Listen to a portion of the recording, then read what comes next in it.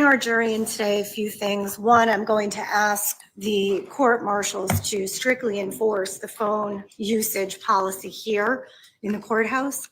So I just want to make sure that everyone understands that the court will not tolerate any usage of any phone, any downloading of any information or live streaming during this trial unless you've received permission from the court through a formal, valid social media or media order request. So I would also like to remind everyone that phones are not to be used in the building unless you are in the clerk's office and you are taking photographs of documents. So I am going to be asking the marshals to strictly enforce that policy. So that's number one. Next, we are starting on time. I know I came out a few minutes early, so we're 2 minutes early. I appreciate all of you being here. I did ask the marshal if we were ready to go. Does either side need any time, any additional time before we begin? No, Your Honor. All right. And is there anything that the court needs to take up with counsel before bringing the jury in this morning? Nothing from the state. And the state's ready to proceed with its next witness? All right, fantastic. All right, Madam Clerk, please bring in our jury.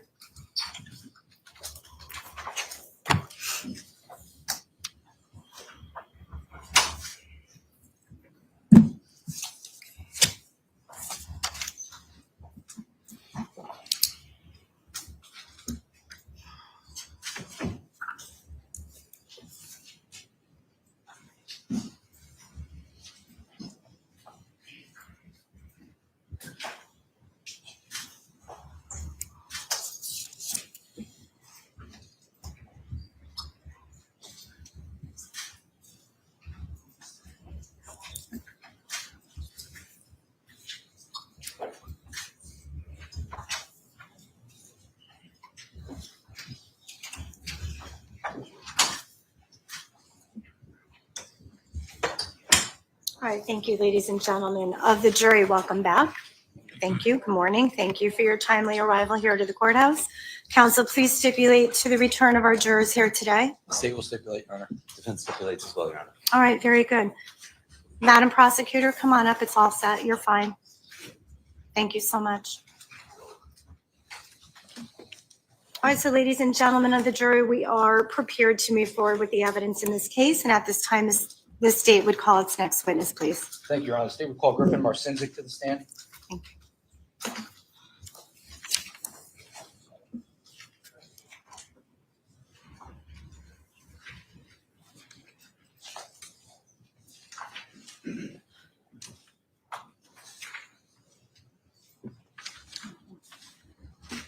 Good morning, sir. I'm going to ask you to please come on up. Please step into the witness box. Watch your step as you enter the witness box. Please remain standing. Madam Clerk is going to take your oath, okay?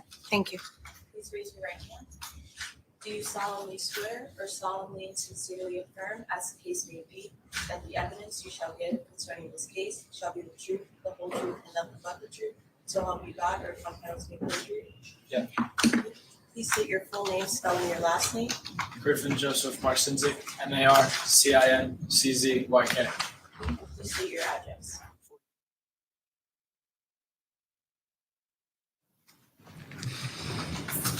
May I inquire, Your Honor? You may. Thank you.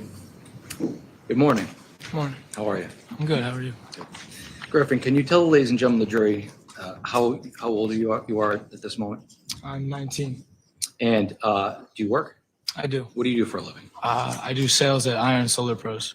At Iron what? Ion Solar Pros. Okay. Just keep your voice up, okay? We're soft spoken. And how long have you been working where you're working? About 7 months. 7 months. And are you nervous? Yes. And prior to today's testimony, have you and I met? Yes. And why did we meet? Because of this instance. Now I want to direct your attention to May 14th of 2022, okay? How old were you back then? I was 16. And were you in school? I was. Where were you in school? I was a sophomore at Shelton High School. And did you play any sports? I played football and lacrosse. Now, I want to direct your attention to around 6 p.m. on May 14th of 2022. Can you tell the ladies and gentlemen of the jury what you were doing around that time? I was getting ready and headed over to one of my friend's houses. And what friend's house were you going to? My friend Natalia. And Did you go there with anybody? I went with my buddy Ryan Hines. And how do you know Ryan Hines? He moved to Shelton in 7th or 8th grade, and we played football together ever since then.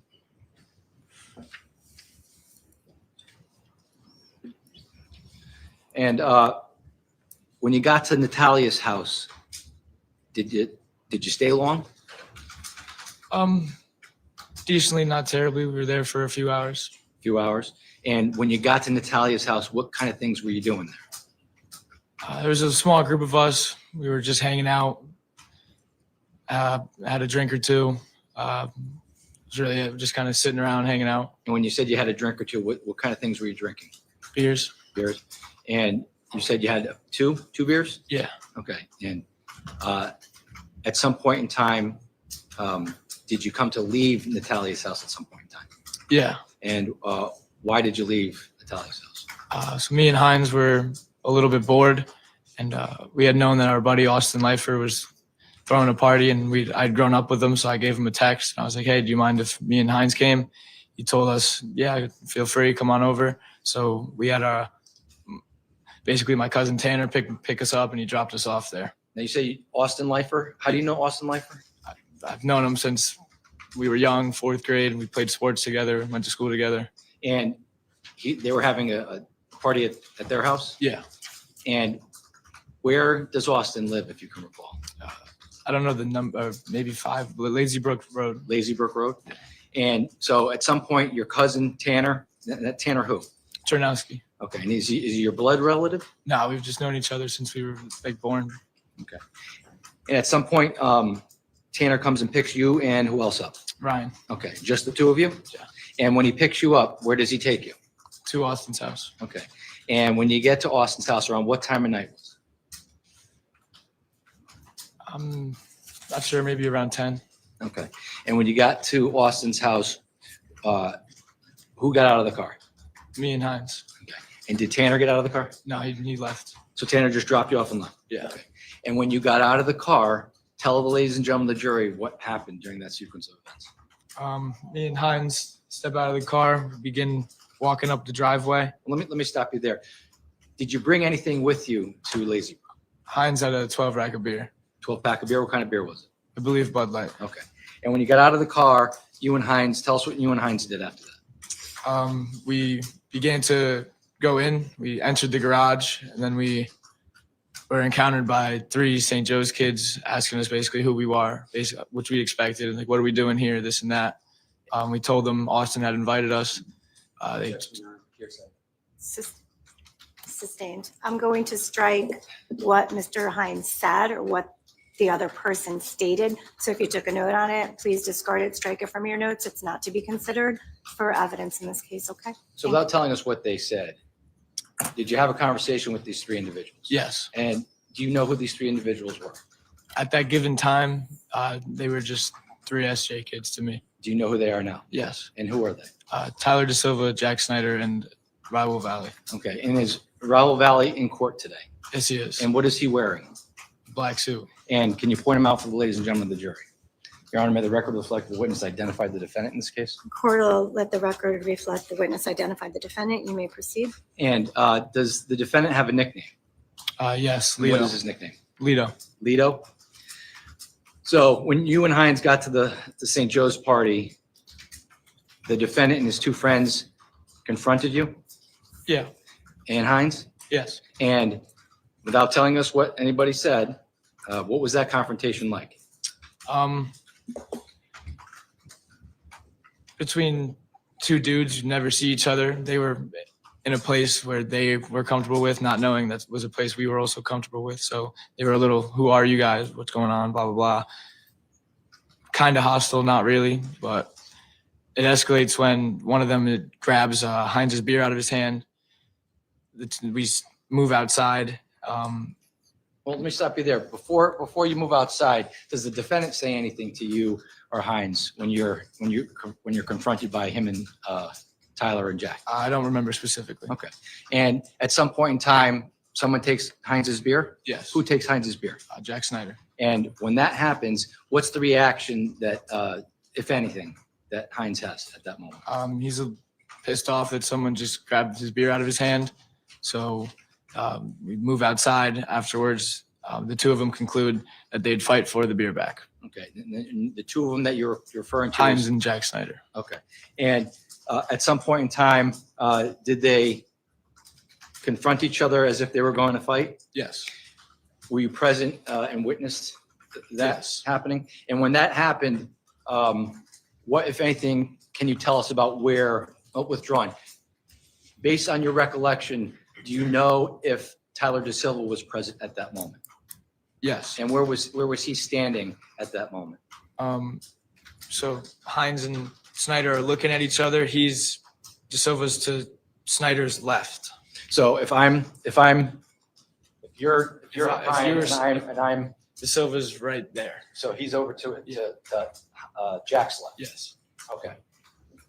Was the defendant present when this was happening? Yes. And when do you recall where he was standing before, when Jack and He Jack was around? right here to Hines, Behind him, to his right? like peripheral. Okay.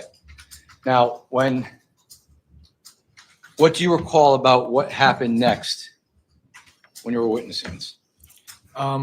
They both put their hands up. They're about to begin fighting, and the first punch was thrown, but by Lito from the back, and it hit Hines in this back side of the head, and then Hines instantly takes Snyder to the ground. So if you're Jack and I'm Ryan, the defendant is here, and he punches Ryan in the face from behind? Yes. Okay. Tell us, when that happens, what occurs next? Hines instantly takes him to the ground, and this is like a 30-second thing that from start to finish. And once he gets to the ground, a girl they all knew is like trying to break it up. Lito had a motorcycle helmet on. He had taken it off and struck Hines with it once or twice, hit him in the head. Now, when the fight starts after the defendant punches Ryan from behind, does anybody else jump in the fight? Once they get to the ground, Lito hits him with the helmet. So yeah, I guess that's jumping into the fight. Did Tyler jump into the fight? The way they fell, I only saw like his upper body. I didn't see any fists, so maybe he kicked, but I'm not here to say this. So or at no. some point in time, Jack and Ryan are engaged in a fight. And what do you witness the defendant do? Hit him with the motorcycle helmet. So he comes over and hits him with the helmet. How does he hit him with the helmet? Takes it off and strikes him down on it twice, I believe. Do you recall what Tyler De Silva was wearing that night? A powder blue jersey. It was open, like a white shirt on, I think jeans. And do you recall what the defendant was wearing that night? Also a powder blue shirt with black, I think, sweatpants. And do you recall what Jack Snyder was wearing that night? A red hoodie and black sweatpants. Approach the witness, Your Honor. Yes. Showing you what's been marked as State's Exhibit 53 for identification purposes. Do you recognize 53? Yes. And what is 53? A picture of Jack Snyder and the defendant. And is this, did you take this picture? No. Now, is this how you remember what the defendant was wearing on the night in question? Yes. And is this a picture accurately reflect what Jack was wearing that night? Yes. Your Honor, unless there's an objection, I would offer it at this moment. No objection, Your Honor. All right, court will accept into evidence states 53.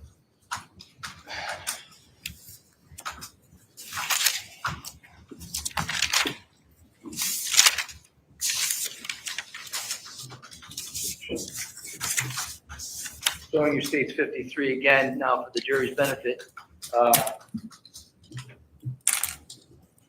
Is that the defendant to the right there? Yes. And that's Jack Snyder to the left? Yes. And is that the motorcycle helmet that the defendant has on that you saw the defendant use during the fight with Ryan Hines? I believe so, yes. Now, you indicated that after the fight, it lasted about 30 seconds? Maybe 40. Okay. When the fight eventually ended, what, if anything, did you and or Ryan do next? The mom comes out, Lifer's mom comes out running or yelling. Like, obviously there's a fight in her driveway. Kind of just get up, gathers things, tries to find some of his beers they had spilt. I think he grabbed a couple of them. We headed down the driveway. We met a group of girls who had just witnessed that as well. And we offered or asked them to bring us back to our friend's house, and they said yes. They brought us back to our friend Natalia's house. And then When you went back to Natalia's house, let me ask you this. Between the time you were at 5 Lazy Brook to the time you went back to Natalia's house, were you drinking any alcohol?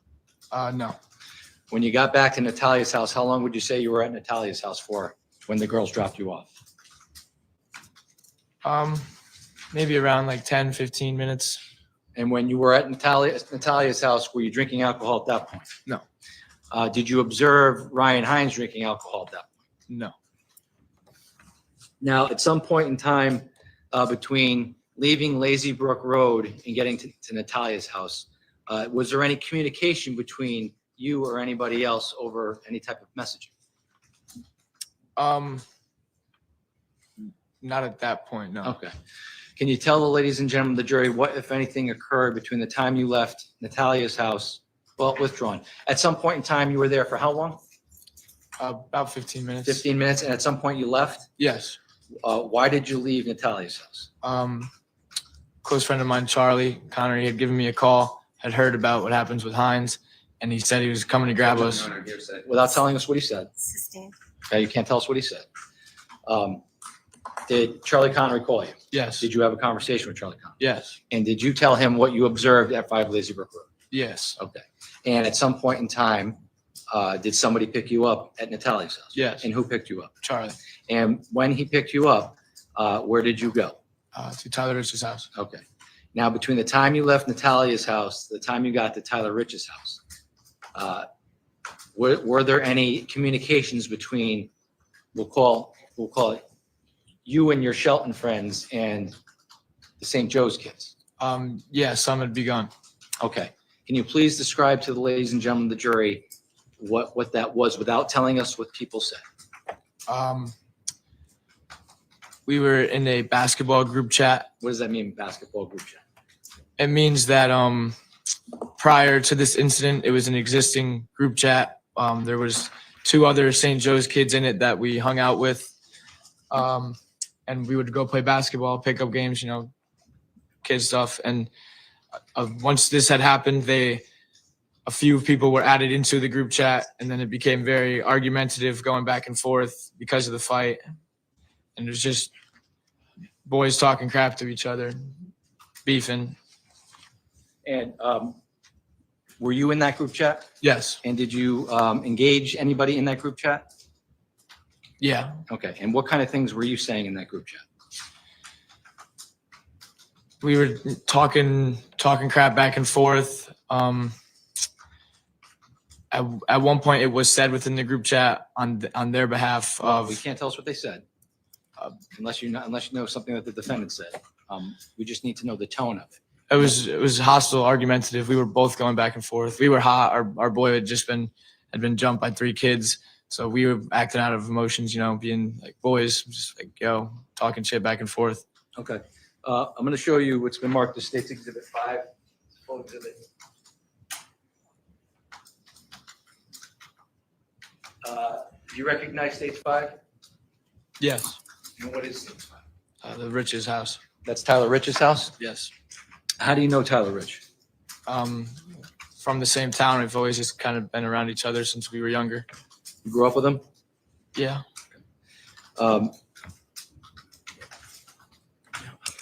And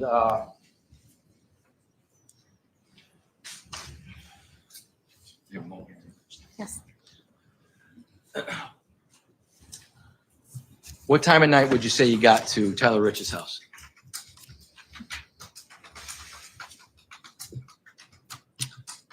Probably around 11. 11-ish? Okay. Was it dark out? What was the lighting like? Well, the sun was down, yeah, so it was nighttime, but the moon was out. It wasn't terribly dark. We were able to see outside. Okay. Was it pitch black? No. And when you got to Tyler Rich's house, was this group chat, this basketball group chat between the Shelton kids and St. Joe's kids, did that continue when you were at Tyler Rich's house? Yes. Was everybody that was withdrawn? How many people would you say were at Tyler Rich's house when you and Ryan got to Tyler Rich's house? Probably around 30, 40. 30, 40 kids?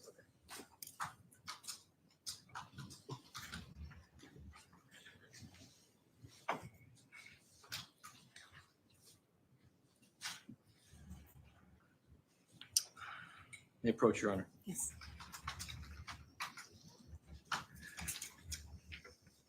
Showing you what's been marked as State's Exhibit 54 for identification purposes. You recognize 54? I do. And what is State's 54? A picture of Faison Teal. And how do you know Faison Teal? I played football with him in high school. And does this picture accurately reflect what Faison Teal looked like on or about 5/14 of 2022? Yes. Showing you State's Exhibit 55 for identification purposes. Do you recognize State's 55? Yes. And how do you recognize State's 55? It's Tommy Connery. It's Charlie's older brother. I've known their family for some time. And how do you know? You've known him for some time? Yeah. And are you friends with Tommy or Charlie more? How does that? I was friends with Charlie because he's a year older than me, so that made me be friends with Tommy as well. And does this State's 55 accurately reflect what Tommy looked like on or around May 14th of 2022? Yes. Showing you State's Exhibit 56. You recognize 56. Yes. And what is State's 56? Photo of Ryan Hines. And how do you know Ryan Hines? Once he moved to Shelton, we were kind of just boys from sports. What kind of sports? Football. And does this picture accurately reflect what Ryan Hines looked like on May 15th of 2022? Yes. And finally, I'm going to show you State's 57. You recognize State's 57. I do. And how do you recognize State's 57? It's a picture of my friend Jimmy McGrath. And how do you know Jimmy McGrath? When I first switched over to public schools in third grade, I met him on the bus. And does this picture accurately reflect Jimmy McGrath on May 14th of 2022? Yeah. What he appeared like on May 14th of 2022? Yeah. Your Honor, without objection, I would offer these as full exhibits. All right, without objection, court will go ahead and take into evidence States 54, 55, 56, and 57, I believe. I may have a moment. It's okay. After I cover. Madam Clerk, those went through 57, correct? Yes. Thank you.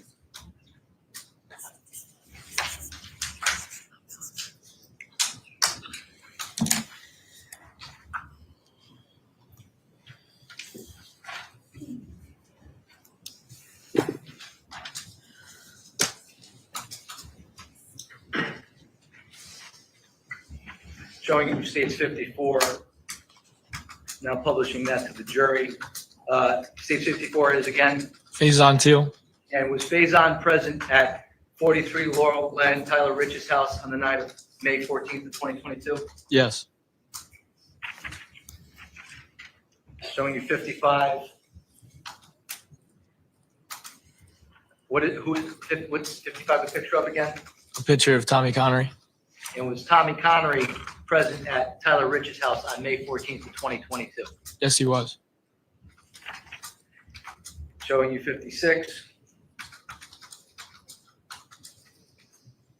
What is 56 again? Picture of who? Ryan Hines. It was Ryan Hines. Is that the same Ryan Hines you mentioned that was with you at Lazy Brook earlier in the night and went with you to Tyler Rich's house? Yes. Finally, 57. Can you tell the ladies and gentlemen of the jury who 57 is? Jimmy McGrath. It was Jimmy McGrath at 43 Laurel Glen, Tyler Rich's house when you went there that night. Yes.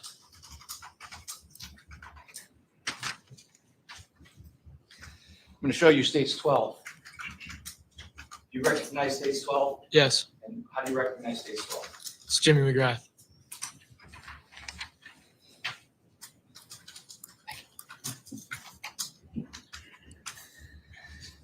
Now,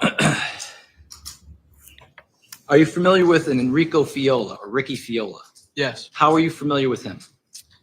Played sports with him. Known him since probably 6th grade. And was he present at 43 Laurel Glen on the night of May 14th of 2022? Yes. Are you familiar with Sal Perry? Yes. And how are you familiar with Sal Perry? Our families are friends.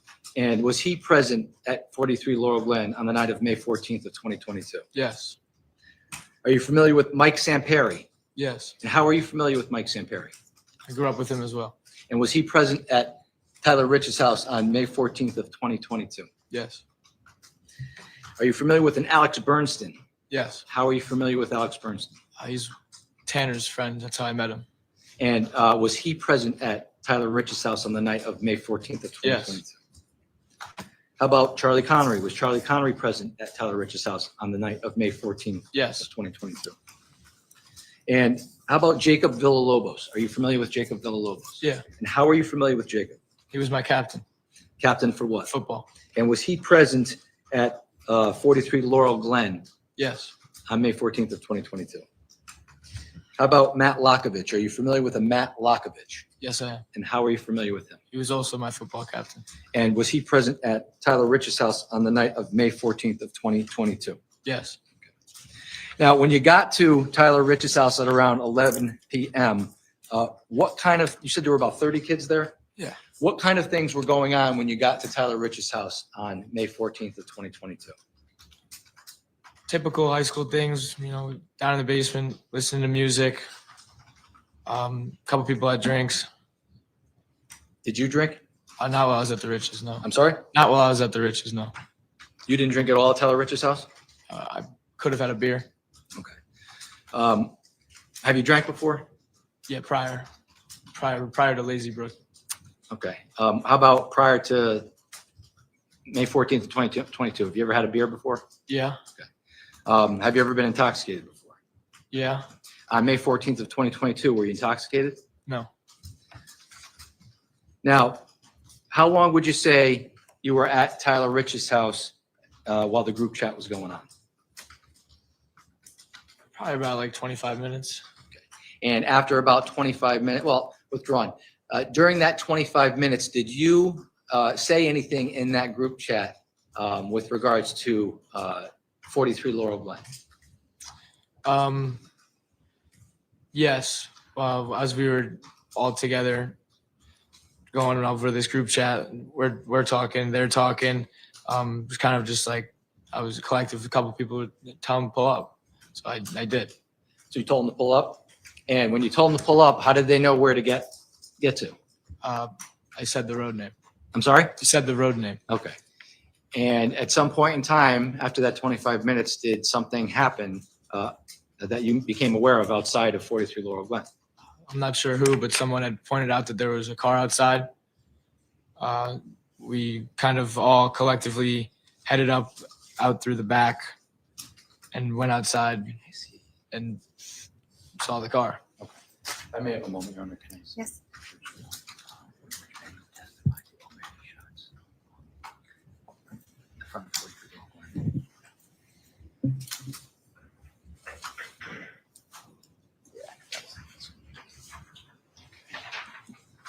Showing you what's been marked as State's Exhibit 49.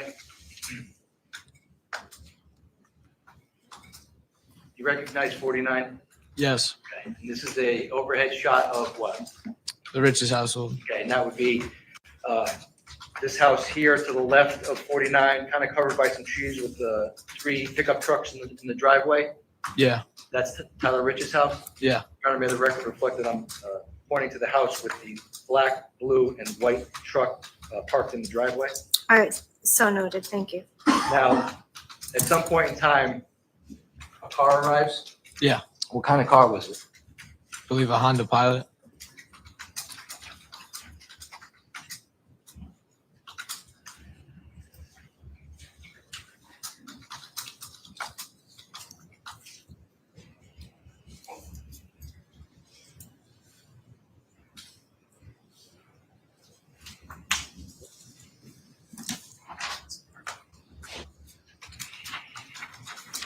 Showing you State's 30.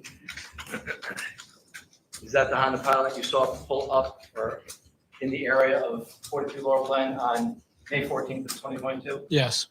And when this Honda Pilot pulled up, can you tell the ladies and gentlemen of the jury where you saw the car when you exited, well, withdraw?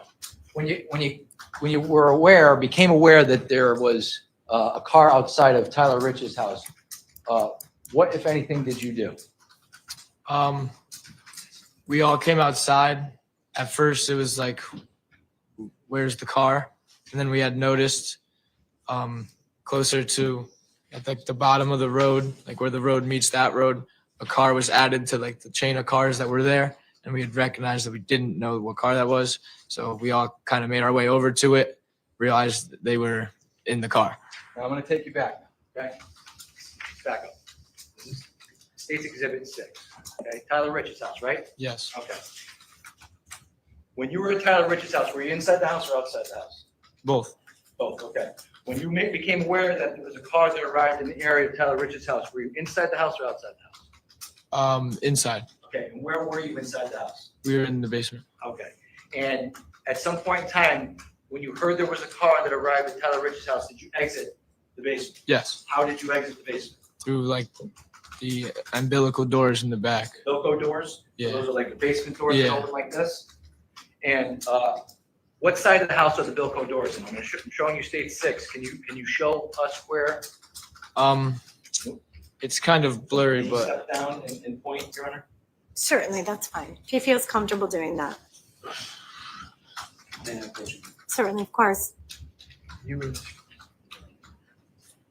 Go up there, right here. You would point right here. so right around here is the walkway entrance that brings you from around back. Okay. So, Your Honor, the record can reflect that the witness pointed to this area just in front of the blue truck in State 6 in the back area where there appears to be an air conditioning unit. Is that right? Yeah. Okay. In this opening area here. All right, that's noted. Thank you. And when you came out of the Bilko doors, are you able to describe to the ladies and gentlemen of the jury in State's Exhibit 49 did you observe the car when you walked right out the Bilko doors? Not at first? No, you came around the house. So you came around the house. Did you come around the house? And for the jury and the record's benefit, did you come out this way where this patch of grass is just to the left of the blue truck? Yeah. Sorry. Did you walk down the driveway? I believe so. Okay. And when you walked to the driveway, did you walk to the end of the driveway? Yeah. Okay. And when you got to the end of the driveway, tell the ladies and gentlemen of the jury what you observed at that moment. We had noticed that the car was about where those trees are, equivalent parked right about there. So for the record's benefit, are you referring to these trees right here? Yes. So was the car parked in the middle of the road, side of the road, It was pulled up onto the side. on the side of the road? So right about here? Yeah. So, Your Honor, the record can reflect there's trees at the bottom of Stage 49, the bottom right-hand group of trees just after the intersection of Laurel Glen and Adams. All right, that's noted. Thank you. So the car was parked there? Yeah. When the car was parked there, did you approach the car?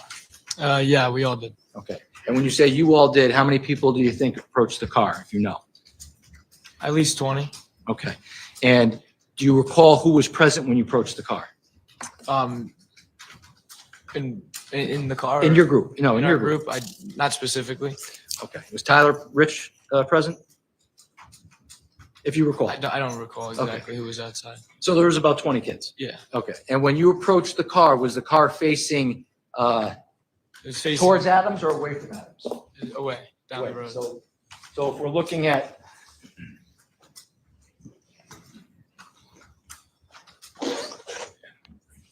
approach your arms. This is stage 1.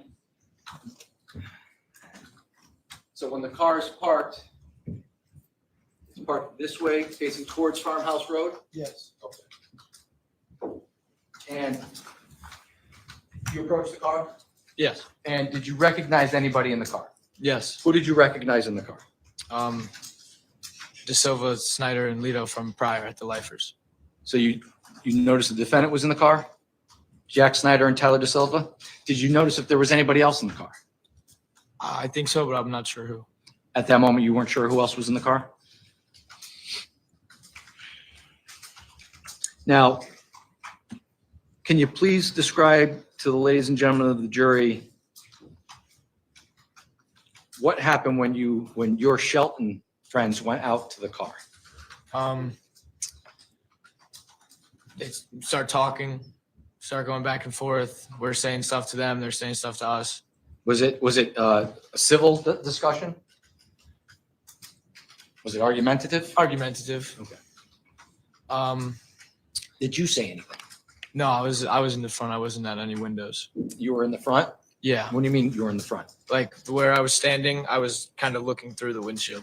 So if you were, if the car is parked here on the right side in States 49, you were somewhere up here in front of the car? Yeah, Now, if this is the car here, are you directly in front of the car? Or are you inside the car? I'm more towards the the passenger side. Yeah, So you're closer to the curb than you are to the center of the road? yeah, Okay.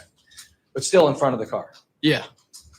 And how long would you say the interaction went on between your friends and the St. Joe's group? A few minutes. Do you recall who was driving the Pilot that night?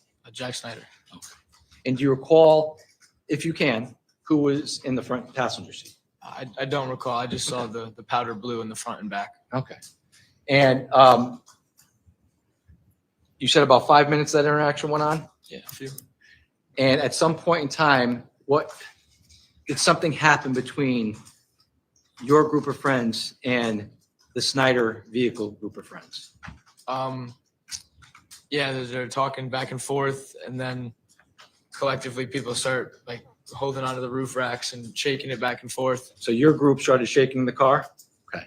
And what else, excuse me, what else happened during that? The car was on, so once that started happening, they put it in drive, drove forward, and had to like hop out of the way a little bit, and they sped down the road. So you had to hop out of the way when the car drove down the road? Yeah, How was it being operated, if you recall? speeding, I Okay. guess. And when you say it went down the road, it took off towards Farmhouse? Farmhouse, yes. Okay. And when it took off down the road towards Farmhouse, what, if anything, did you observe at that point?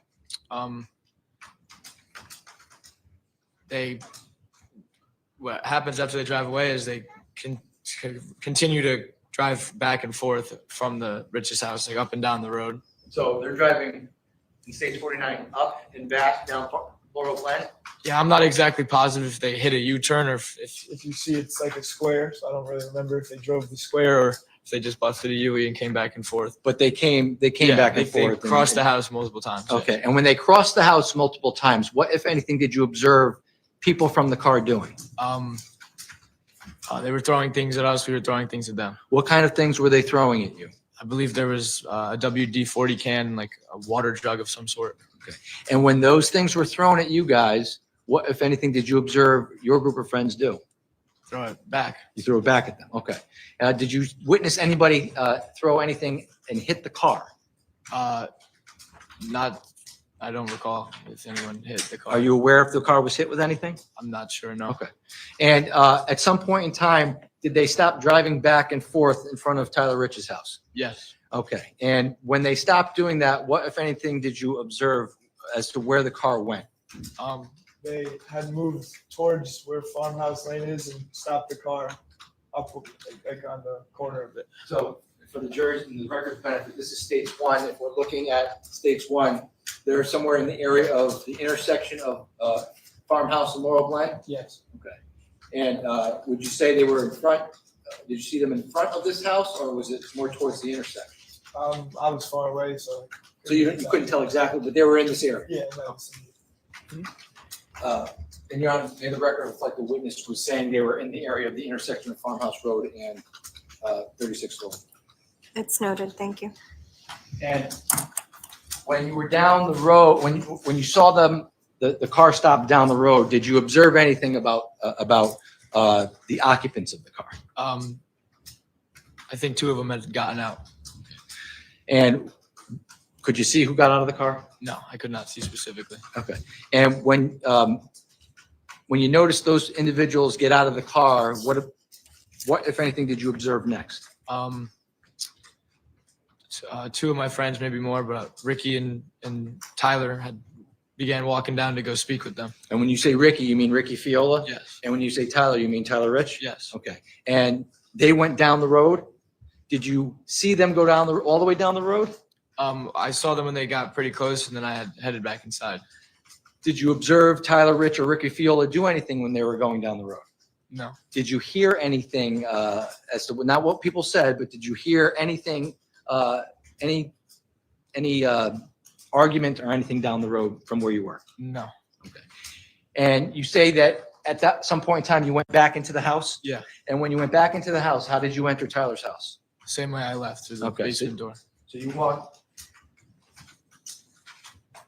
Before you get back into the house, can you show me on stage 49 where you were standing when the car finally went down the road? Yeah, I kind of like around the mailbox, like poked out in the road a little bit, just saw the boys walking down there. So my finger's pointed in the road here, just in front of the mailbox on 49. Is that about where you were standing? Yeah, in that general area. Okay. And when you went back, the record can reflect my finger's pointing to the front of the mailbox, just about maybe 5 feet into the road. Court will note it, thank you. And when you went back into Tyler Rich's house, did you walk up the driveway and go inside the Vilco doors, or did you go in the house a different way? I took the same route. And when you were back in the house,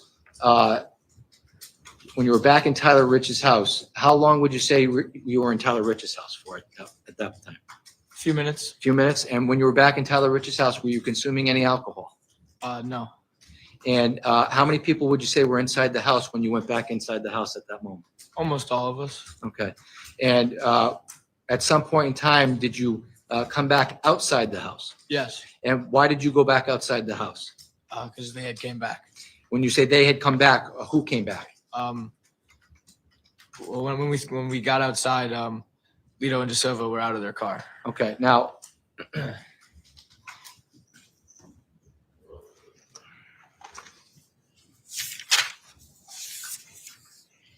show you states 52.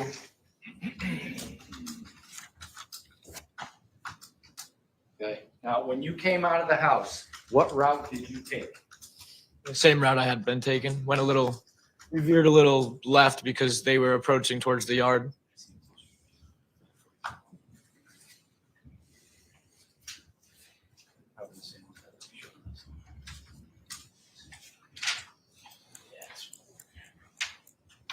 I'll show you states 50. A little closer view.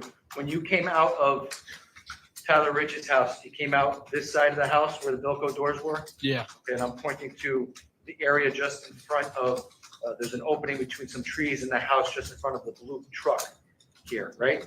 Yep. Okay, and when you came out of the house, what route did you take? Kind Can you of describe it.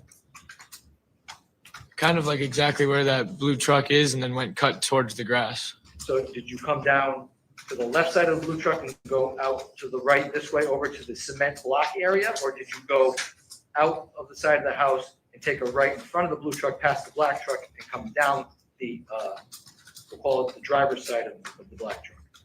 I mean, the blue truck wasn't there at the time, Right, so we kind of, just walked down like exactly where it is and then like bended into the grass. So if I may have a moment.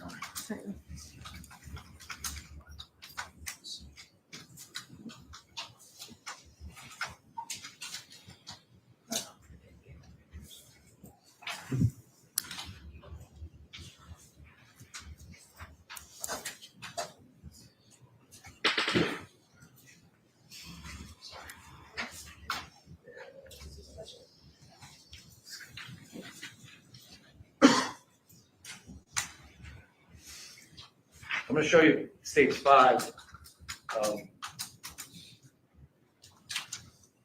When you came out of the Velcro doors, right where this air conditioning unit is in front of the opening where this blue truck is, did you come down the left side of this blue truck and through the middle of between the blue truck and the white Jeep? Or did you come down the passenger side of this blue truck towards this area? The passenger side. So you came out the Bilco door, took a quick left, and then down the grass area where the cobblestone block is? Yes. Okay. And where did you end up when you first went outside? Like right in between that slab and red bush in that area. Okay, so I'm showing you states. For the record, Your Honor, I'm sorry. It's okay. States 52. Thank you. This is obviously a more recent picture. Was this green tree here? No. Okay. And when you came down, can you point to the area in States 52 where you came, where you stood? In this general vicinity right here. Okay, so in the record reflect just above the area of this square cement, looks like possibly a septic cap thing here and the red bush. All right, so noted, thank you. And when you stood there, what was the lighting like at that point?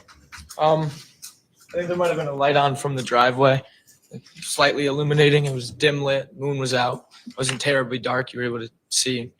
Did anybody have flashlights on? Yeah. Okay. What were they using to illuminate what was going on? Phone flashlights. Okay.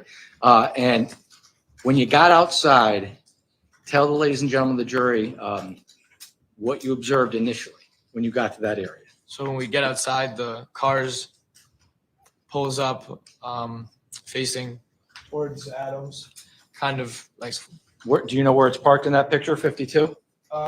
It's like the car would be right here. This would be the car. So can the record reflect that the car is parked in 52 to the right lower area would appear to be the middle of the road? Carl noted, thank you. Cordell noted, thank you. So when the car was parked there, tell me what you observed. Lito and De Silva hop out of the car, start approaching the property. Obviously, there's arguments going back and forth. How were they approaching the property? Can you recall how they were approaching the property? They were just or like if I was like how I saw them. Yeah. From my view, the one on the right was De Silva. Lito was on the left, so on Tyler's right. So if I'm standing in that area where you pointed out in 52 between the red bush and what looks like to be the septic cap, we'll call it that. You see Tyler De Silva to your right and Lito to your left, the defendant? Yeah. Okay. Was there anybody else with them? The driver, but they were just alone out of the vehicle. And when you observed Tyler and the defendant get out of the car, how many people from your group were outside? Majority.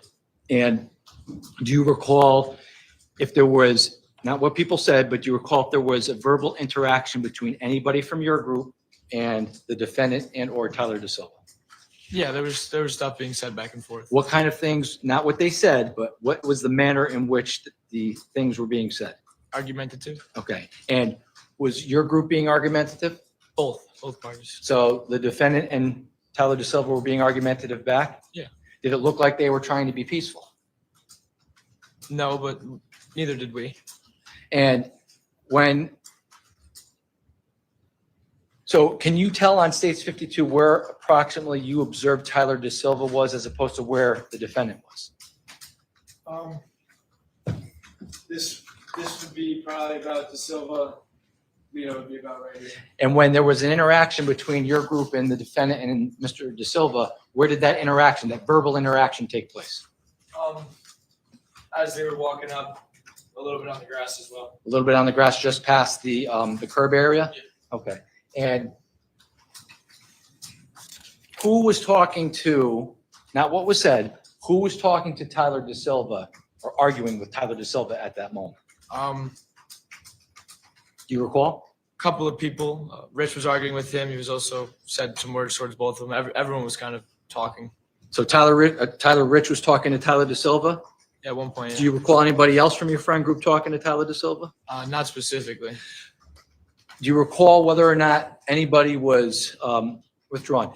How far apart were Tyler DeSilva and the defendant? They weren't terribly far apart, maybe a couple feet, 5 to 8. Okay. And do you recall who out of your group of friends was anybody having a discussion or near the defendant at this moment? Hines was near the area. Ryan Hines was near the defendant? My buddy Ty Wood was confronting him. How do you know Ty Wood? Known him my whole life. My sister and his brother were friends. We played sports together. And obviously he was at the party that night as well. Who else, if anybody, do you recall being near the defendant at that moment? I'm not sure of anyone else. But you're from what you recall Ty Wood and Ryan Hines. Yes. Okay. And how was the defendant's demeanor with regards to your friends Ryan Hines and Ty Wood? They were both ready, just like ready to fight. Okay. And how long would you say there was this verbal altercation going on back and forth on May 14th of 2022? Not very long. When you say not very long, how, Minute or two. okay. And after a minute or two, did something happen? Yes. Okay. Can you please describe to the ladies and gentlemen of the jury what you observed happened? Ty and Lito had been arguing. It looked like Lito was about to swing on Ty, so Rich stepped in front and struck Lito. So Tyler Rich punched the defendant in the face? Yes. Okay. And when Tyler Rich punched the defendant in the face, what happened next? Well, the fight begins, and his whole interactions, or Lito's whole interactions, kind of get out of my view from the crowd of people that are all just in front of me. So I can't really see him. But then I see DeSilva, and he starts getting into it. And then him and Rich actually end up in like a wrestling match, basically, in the lawn. And who do you recall being in the area of Tyler Rich and Tyler DeSilva's fight? Like Locke, Villalobos, Alex Bernstein was in the area. When you say Locke, you mean Matt Locke? Lockovich, yeah. And Tyler Rich? Yeah. And Jacob Villalobos? Who else? Do you recall anybody else? Not specifically, no. And when you were observing the fight between Tyler DeSilva and Tyler Rich, did you have an idea? Were you aware of what was going on with the defendant? No. Okay. I knew he was in a fight. I could see it, but I couldn't see specifics. Do you recall how many people he was in a fight with? No. Okay. And when the fight's going on, withdrawn, did you have any weapons on you that night? No. Did you see Tyler Rich with any weapons on him that night? No. Did you see Ty Wood with any weapons on him that night? No. Did you see Ryan Hines with any weapons on him that night? No. Did you see Jacob Villalobos with any weapons on him that night? No. Did you see Matt Lockovich with any weapons on him that night? No. Did you see Sal Perry with any weapons on him that night? How about Mike Sampieri? Did he have any weapons on him that night? Not to my knowledge. How about Charlie Connery? Did he have any weapons on him that night? How about Tommy Connery? Did he have any weapons on him that night? No. How about Faison Teal? Did you see any weapons on him? No. Did you see Jimmy during the fight? Not during the fight. Not No. during the fight.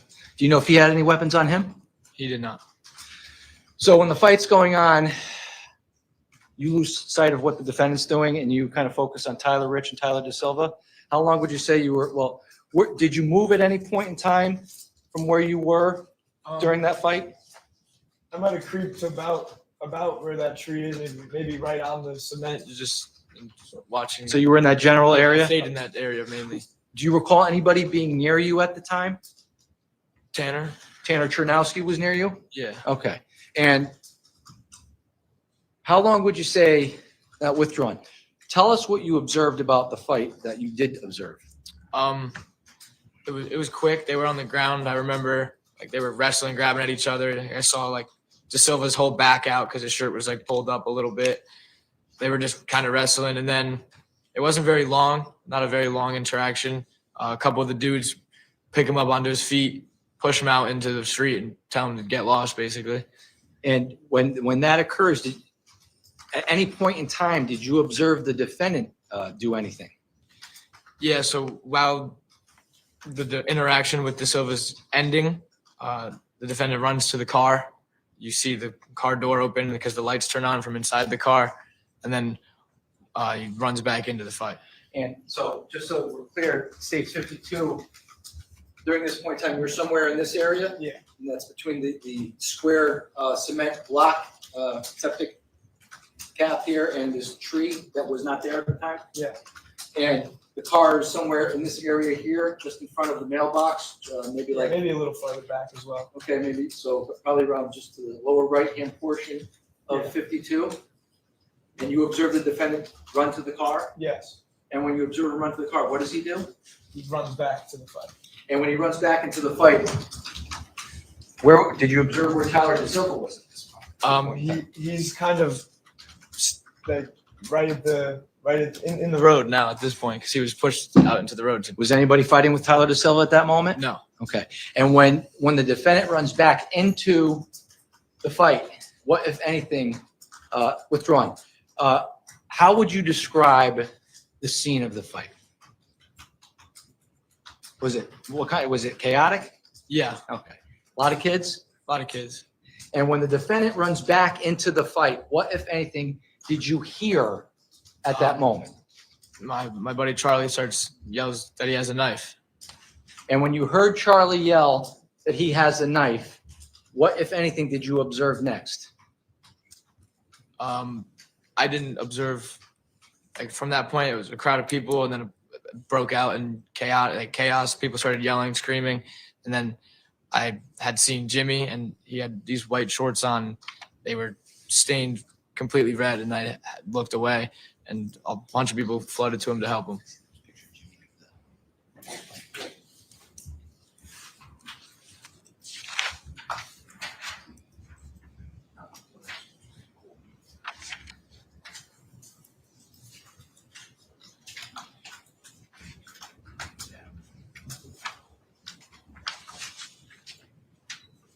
States 57.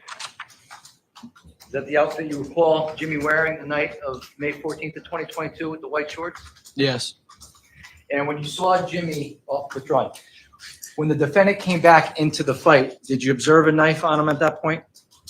I still had no eyes. I saw once he ran back from the car, I lost sight of him because of the crowd. Okay, when you say there were a crowd, were there people in front of you where you were standing between the tree and that cement square in States 52? Not many. majority was more into the grass, which is where he was. And I was like, That's why I had the view I had of the car and the fight. And once he ran back towards the curb, he was not in my vision anymore. Do you recall where Jimmy was at this moment? Did you see Jimmy? I had known he was on the Far side of the interaction. Okay. And when you heard Charlie yell, he's got a knife, you didn't observe the defendant with anything. What did you observe next after you heard that? It erupted and everyone started screaming. Some people were crying, yelling, freaking out. Once I had noticed Jimmy, I was shocked. I was 16 years old. I didn't know what to do. And then I had noticed Charlie was freaking out because his brother Tommy had been stabbed, and Charlie was like my best friend at the time. So I had taken my hoodie off, gave it to him, was like, put it on his leg. Let's stop there. So what did you observe first about Jimmy? You saw Jimmy first? I noticed the red on his shorts. That was what I noticed. Did you hear him say anything? I did not. Did he do anything? Did you see him do anything? He fell to the ground. So you saw red on the shorts and he fell to the ground? When you saw that happen, what did you do next? I was moving towards him, then like a couple people instantly grabbed onto him and were catering to him, and then I noticed Tommy, interacted with Charlie, gave him my hoodie. Do you recall where Tommy was at that moment?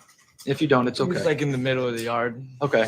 And did you go up to Tommy? I did. And what did you observe about Tommy? That he had been stabbed in the leg.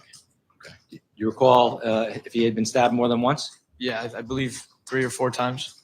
And when you saw that he was stabbed, what, if anything, did you do? I had taken my hoodie off to I gave it to Charlie first to give to, and told him to give it to Tommy to And wrap when, his leg. and when that happened, what did you do next? I ran back inside to look for anything, towels, water.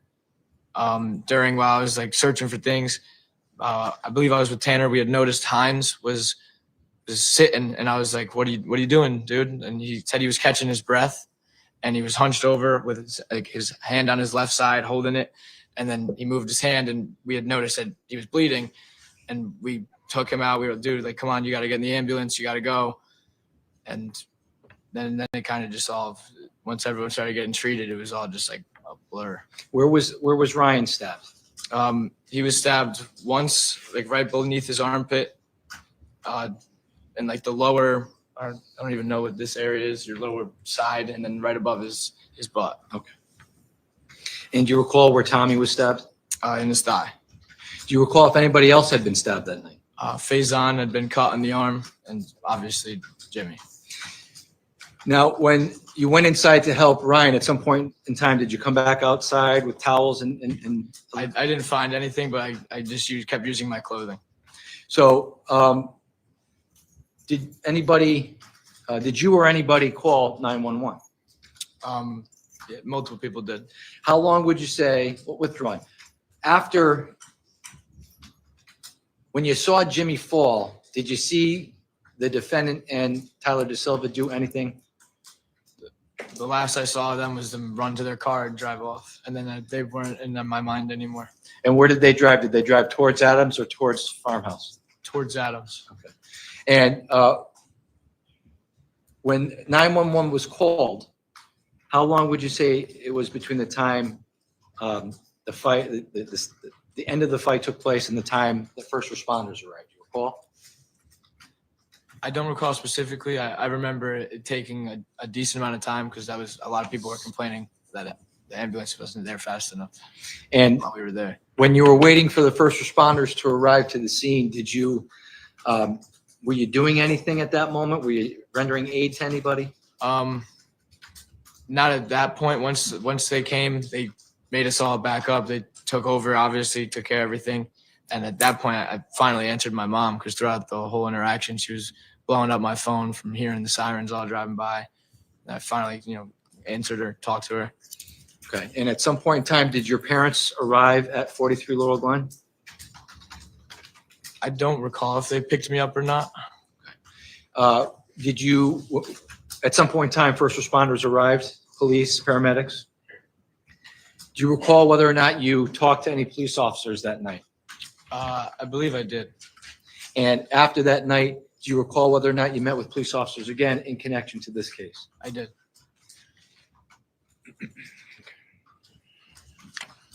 They may have a moment, Your Honor.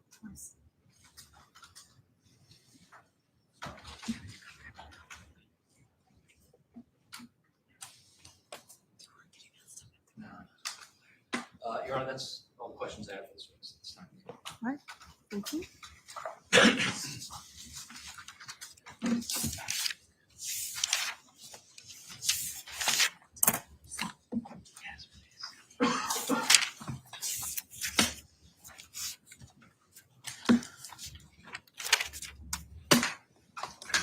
Morning, Mr. Marcinczyk.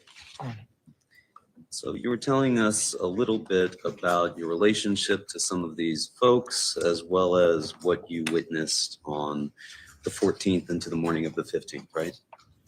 And you were telling us that the evening began, you were getting ready over to go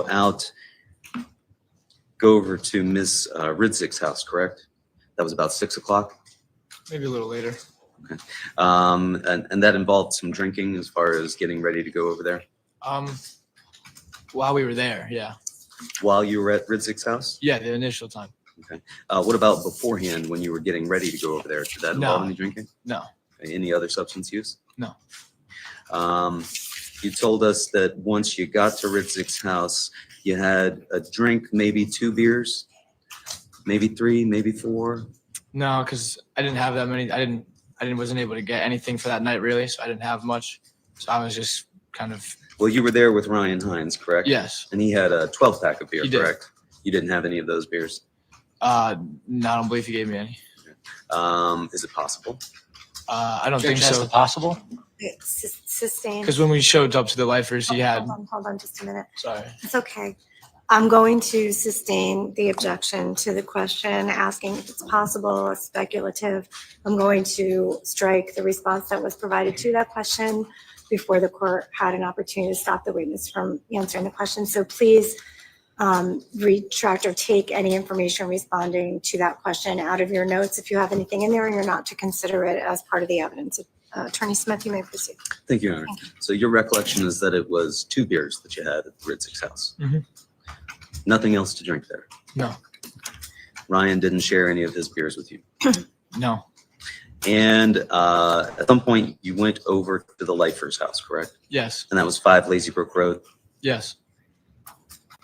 And you knew that they were having a party there, correct? Yes. Where you expected that there would be more drinking going on, correct? Potentially. Well, when you arrived there, you knew that your friend, Mr. Lifer, was drunk to the point of being ill, correct? I had found that out from them when I had arrived. Because you didn't see him because he was in the back throwing up, correct? I didn't see him because I wasn't allowed into the property by the defendant and his friends. And you were driven to 5 Lazy Brook Road by a person named Tanner Chernowski, correct? Yes. And you described Tanner Chernowski as your cousin, correct? Yeah. Not by blood, but essentially we've been family friends since we were young. So he's not your blood cousin No. or relative, but you consider him so close as to be, you call Yes. him a cousin. Yes.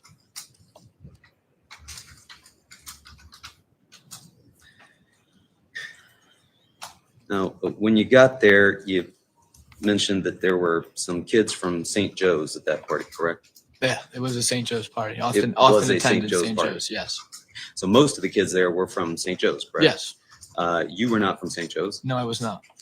nor was Ryan Hines, correct? No. Nor was Tanner Chernowski. No. And there were 4 kids there, but you from St. Joe's that you noticed, but only 3 of them who you could identify, correct? Yeah. And that was Jack Snyder, correct? Tyler DeSilva, correct? And Raul Valle, correct? You knew them to be St. Joe's kids, right? Yes. And you said that Mr. Hines had brought a 12-pack of beer with him, Yes. and that you began to go into the garage, correct? Yes. Could you see what was going on in the garage? Yeah. The garage doors were open. And there was a party going on in the garage, right? They were inside, so they were really the only ones in the garage. Maybe a couple other stragglers outside, but the party was in the house. Nothing going on that you could see inside, like beer pong or any games? No, being door played? door was shut. And the way it's set up, you can't see into the house. And you didn't know at that time who Jack Snyder, Tyler DeSilva, or Raul Valle were, is that correct? Not fully. I had known Snyder and DeSilva just like through football, not like personally knew them, but I've heard the name before. So at that point, when you saw them, you couldn't say what their names were, is that No. fair to say? Correct. And at some point, you said that Jack Snyder went to grab Ryan Hines' beer, correct? He did grab Ryan Hines' beer. He grabs Ryan Hines' beer, and then you said the defendant didn't say anything, correct? Not to my recollection. I don't recall what everyone was saying. And that he was peripheral to Mr. Hines and Mr. Snyder, correct? Yes. And at some point, Mr. Hines and Mr. Snyder squared off, right? Yeah. As though they were going to have a fist fight or some sort of physical Yeah, they altercation. agreed to fight over the beer. Okay. When you say they agreed to fight over the beer, were there any adults present at this point, or was this just students? Witnessing this, no. I think maybe a parent or two. Both of them were home, but I know his mom was home. And you claim that the first punch was thrown by the defendant Yes. and that he punched Ryan Hines in the face from behind, Yes. correct? And you said that Hines then took Snyder to the ground. Yes. Now, you've described and you saw a photograph of Mr. Valle wearing a helmet, correct? Mhm. And he was also wearing some sort of a neck pillow. Did you see that? Outside, I'm not too exactly sure if he had it on still or not. It was a black pillow or a dark colored pillow. It was nighttime. I don't recall exactly if he was wearing the neck pillow. And that was Austin Lifer, your friend. That was his father's motorcycle helmet, I correct? believe so. Yeah. And at some point after they began fighting, you said that Mr. Hines was getting the better of Mr. Snyder, correct? I'd say he was brought him to the ground. He was on top of him. And at that point, you said that the defendant tackled Ryan Hines, correct? No, removed his helmet and struck him. That's what you told us now. You gave a statement to the police officers on May 15th of 2022, correct? Yeah, You went there with your parents at about 2 o'clock down to the PD to give a statement? sounds about right. And you told them at that time that the defendant tackled Ryan and punched him, correct? They might have taken that incorrectly because Hines is the only person that tackled anyone. He took him to the ground. I watched him tackle him, and no So one you- else went to the ground either. So you didn't tell them that that the defendant tackled Ryan and punched him? If they marked me as saying that, then on paper I did, but I recall Hines tackling. And you told us here and you told them then that the defendant took off his helmet and swung it at Mr. Hines, correct? Yeah, he struck him with it. He took that helmet physically off of his head and swung it and struck Mr. Hines. Yes, he hit Hines with it. And then Mr. De Silva jumped in afterwards, correct? Yeah, he didn't contribute much to it, but yeah, He began punching and kicking Ryan Hines on the ground, correct? yeah, That's your recollection. That's what you're certain of He- today. yeah. He wasn't very much so involved. He was the last one to enter in, and by then it got broken up pretty fast. And you were prevented from helping because this fourth unknown person was holding you back, right? I wasn't sort of say be held back because we were initially watching because they agreed to fight one-on-one, and that was agreed upon both. They were fine with it. The second they get active, like things happen, and then the girl hops in. I'm off to the side. I had no clue who I was standing with, and we were talking about it. And he was like, "Don't get involved." He was telling me not to because he was like, "Dude, like you're in that. Like there's 3 of them." There were adults at this house, you think? What do you like? Parents? Yes. His mom was home. Yeah. You were aware of that? I wasn't until she came outside when the fight got broken up. But so you claim that these two agreed to fight Mr. Snyder and Mr. Hines, and Yeah. you decided you were just going to watch the thing. But they said they were running one-on-one fight. Hines, it's not allowed to be said, but they said they agreed upon ones. You didn't make any efforts to notify any parents inside the house that this was going on out in their driveway. I didn't know they were in the driveway or in the house. Sorry. You said the fight lasted a short time, maybe as much as 30 to 40 seconds. As much as 40. Nothing like. And afterwards, Mr. Leifer's mother came outside and asked you to leave, correct? Yeah, which we were more than fine with doing. And she gave the beers back to Mr. Hines, correct? I didn't exactly see if she picked them up or if she handed them to him. She could have. And at that point, you got a ride back to Ms. Ridsick's house, Natalia Ridsick's house, correct? Yes. Who gave you that ride? I do not know her name. We had been walking down the driveway. We had met a group of girls and they had witnessed what happened. And we were like, "You guys mind bringing us home?" And they had no problem with it. Do you don't recall who that was? I do not recall their names. And you told us that you weren't doing any drinking on the way back to Ms. Ridsick's house, correct? No, I didn't have anything. Once I had gotten to Austin's, I had no alcohol. You didn't have any of Mr. Hines's beers that he had No. just gotten back? No, he lost majority of them in that yard, so he was not in the mood to be giving them out. And you immediately called your friends, Thomas and Charlie Connery, right? No, I believe Charlie called me. And you told them about what had occurred there at the 5 Lazy Brook house, right? Yeah, And everybody on your side, and this is the Shelton High kids at this point that we're Yeah. talking about, right? yeah, Those are your friends, are mainly Shelton High kids. yeah. And you let them know about the fight that had just happened at 5 Lazy Brook Road. Yep. You were upset, right? Yeah, me and Hines were a little pissed off. We were like, "What the hell? That was bull." A little pissed off? Yeah, we weren't, fuming, acting out of rage, doing anything stupid, but we were like, that was stupid. Like we were just pissed. And you told us that there was a basketball group chat that some of the kids started, correct? Yeah, I was in it prior. It was started because we played pickup basketball, hence the name of the group chat. and we have 2 SJ kids in there that we were friends with. We'd hoop with them, and then after it all had happened, I don't remember who specifically, but they were all added, or at least 4 people. I didn't have any of the numbers, so they were all just random numbers. When you say they were all added, you mean Mr. Valle, Mr. De Silva, and Mr. I found that Snyder out were after, added, but in the correct? given moment, I didn't know. Yes. But that's who was added, right? Yes. And that's who you started texting about 43 Laurel Glen Drive, correct? Yes. Giving them the address, correct? Yeah. In fact, taking a photo of the address and texting that, correct? Yeah. That wasn't just some of the kids, right? That was you. Yeah. My phone number is the number that sent it. Yes. You've talked about things as having happened collectively, but when we're talking about the address being sent, Yeah. that I was sent you the address. individually, not collectively. I mean, if you put it into retrospect, yeah, my finger hit the button, I think, but I was a sophomore at a senior's house. I wasn't just gonna have some kids show up that my first time hanging out there. I wouldn't just invite them. So I was told by people, I don't exactly remember who, but we had been talking about what just happened. And we're like, because they started off with come to Trumbull High. So we were like, we're not going to Trumbull High, and said what we said. So you're saying somebody forced you to text? No, the nobody forced me address. to text in anything. No.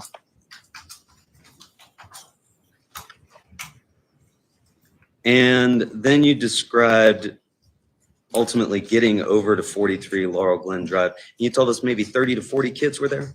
Yeah. Could it have been more? I don't think so. By more, if like it's not touching 50, maybe a number in the 40s possibly, but I don't think so. And you didn't have anything to drink once you got there, except maybe I think you conceded you could have had 1 beer. Yeah, I could have been given one. I don't remember drinking, but I'm not going to rule it out. Was there beer at the party at 43 Laurel Glen Drive? Not for like the taking, but people had their own supplies. Was there liquor at the party at 43 Laurel Glen Drive? I didn't see. He could have had a bottle at his house prior. I'm not sure. And when you arrived there, you described it as being dark, correct? Where? 43 Laurel Glen Drive now. You're referring about outside? Yes. It's dim lit. Like it wasn't terribly dark. We were able to see the people in front of us. Flashlights are out too. There's the light in the driveway. It's not like you can't see. It was misty that night? I don't recall it being misty. You don't recall it being misty or rainy? No. You don't recall the grass being wet?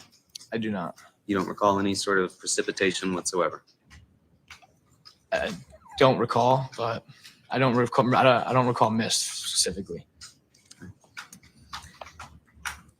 And you said you were in the house in the basement, correct? Yeah.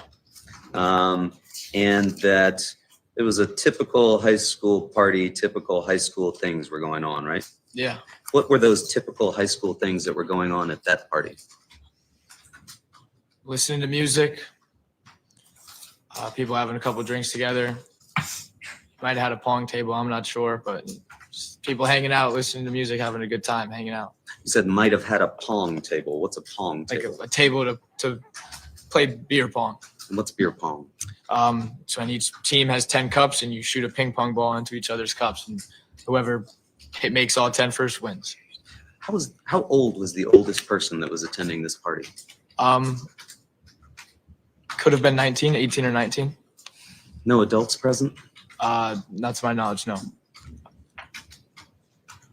So you told us before that maybe some folks had some beers, they'd brought their own. Now you're telling us that there might have been a beer pong table set up and people might have been playing beer Yeah, but pong? by beer pong, I don't specifically mean every single cup is filled with beer, because we've come to learn that it's a lot easier to fill them with water, because then you could just keep playing and play the game. Okay, so are you telling us that this night there were people playing pong with water? I'm not telling you specifically, I don't recall, but if 95% of the time that is the situation, because you get your beer all gross. And you told us that at some point you became aware that these St. Joe's kids had arrived and they were outside, correct? How did you become aware of that? So initially there was a text that said we were here. Someone ran outside, didn't see them. And then someone else was like, there's a car outside, and that's when we all flowed outside. And you described that car as being parked outside down towards the corner of Adams, correct? Yeah. And that car was on the other side of the street, correct? Yes. And then you told us that you all collectively headed outside, right? Yeah. Was that all 30 or 40 of you? Few stragglers may have fallen back, but the majority made their way outside. And who were you standing beside when you headed outside? I don't recall fully who I walked out with. We kind of just all funneled out, so we just walked outside. Did you head outside with Tanner Chernowski? Yeah. Did you head outside with Ryan Hines? But yeah, he came out. Did you head outside with Michael Sampieri? If Samp went outside, I wasn't specifically saying I'm with any of them. Some of them were outside, yes. Why did you go outside? Because I went outside. They were in the group chat. They said they're here. Curiosity, walk outside. Everyone else was going. You were just curious about what was going to happen after you told them to come Yeah, I'm to gonna 43 go- Laurel Glen I'm Drive gonna after go- the fight. Confront them. Yeah, I'm going to go outside. But this was more of like me and Hines were like youngins to everyone there. We looked like we were the little kids there. So they were kind of taking control. And it was more like people, they were all known. The defendants and his friends have known some of the people that were at the Rich's house. Okay.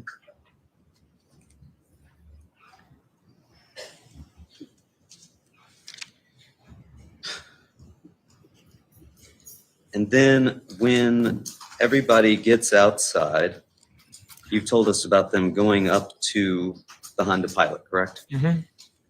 And you said that at this point, they all surrounded the Honda Pilot, right? Yeah. And they were touching the Honda Pilot, right? I'm looking from the front. I don't know if they eventually did when they began rocking it. Yes. Began rocking the car. Yeah. You were shown a picture of the Honda Pilot, correct? Yes, we were. That's right there. You were shown this picture. Is that the Honda Pilot that you recall seeing? Yes, it is. You gotta rotate it.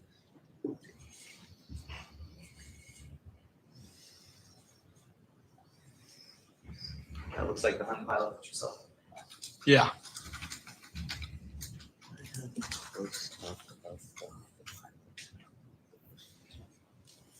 The outside of the windshield.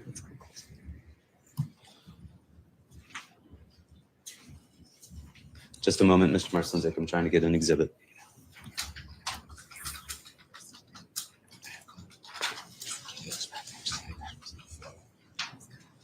I'm going to show you exhibit number 31, close up of that Honda Pilot. You agree that's the same vehicle? Yeah. And when that vehicle arrived and you first saw it, it didn't have that shattered windshield, did it? I'm not sure. You're not sure. I didn't see anyone specifically make that happen. So I don't know if they arrived with it or left with it. Okay. How did you come out when you got to the car when you went outside? Where was I parallel to the car? I was How did you come out of the house? through the umbilical doors out of the basement around the house. What kind of doors? Like the umbilical ones, like the basement doors. Okay. And can you describe the umbilical doors for us? It's like the ones that open. Like, I don't know. If this is a house, they're slanted like this and they open. And there's a staircase that goes into the basement. Okay. And then you came out and you described for us how you walked down the pathway. Yes. And where did you go? If you want to use the exhibit behind you, you went beside the square cement. That's the second time when they come back. The first Okay. time initially, we all come down the driveway. Oh, you all came down Yeah, the we all driveway. walked down. I don't know specifically the driveway, but we all walked out to the car. So you remember that? You remember how you got out of the house? Yes.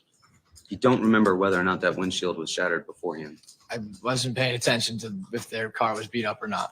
You were standing right at the front by the passenger side, right? Yeah, I wasn't like on the car. I was a few feet back. I was looking through the windshield, but I don't remember if there was a crack there or not. Which Looking at the side people.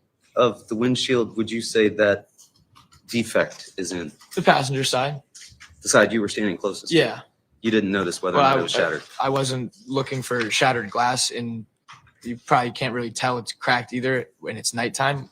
You know, it's got a light on it with a flashlight taking a picture of it, so it reflects back a little bit. I didn't recognize if there was a crack or not.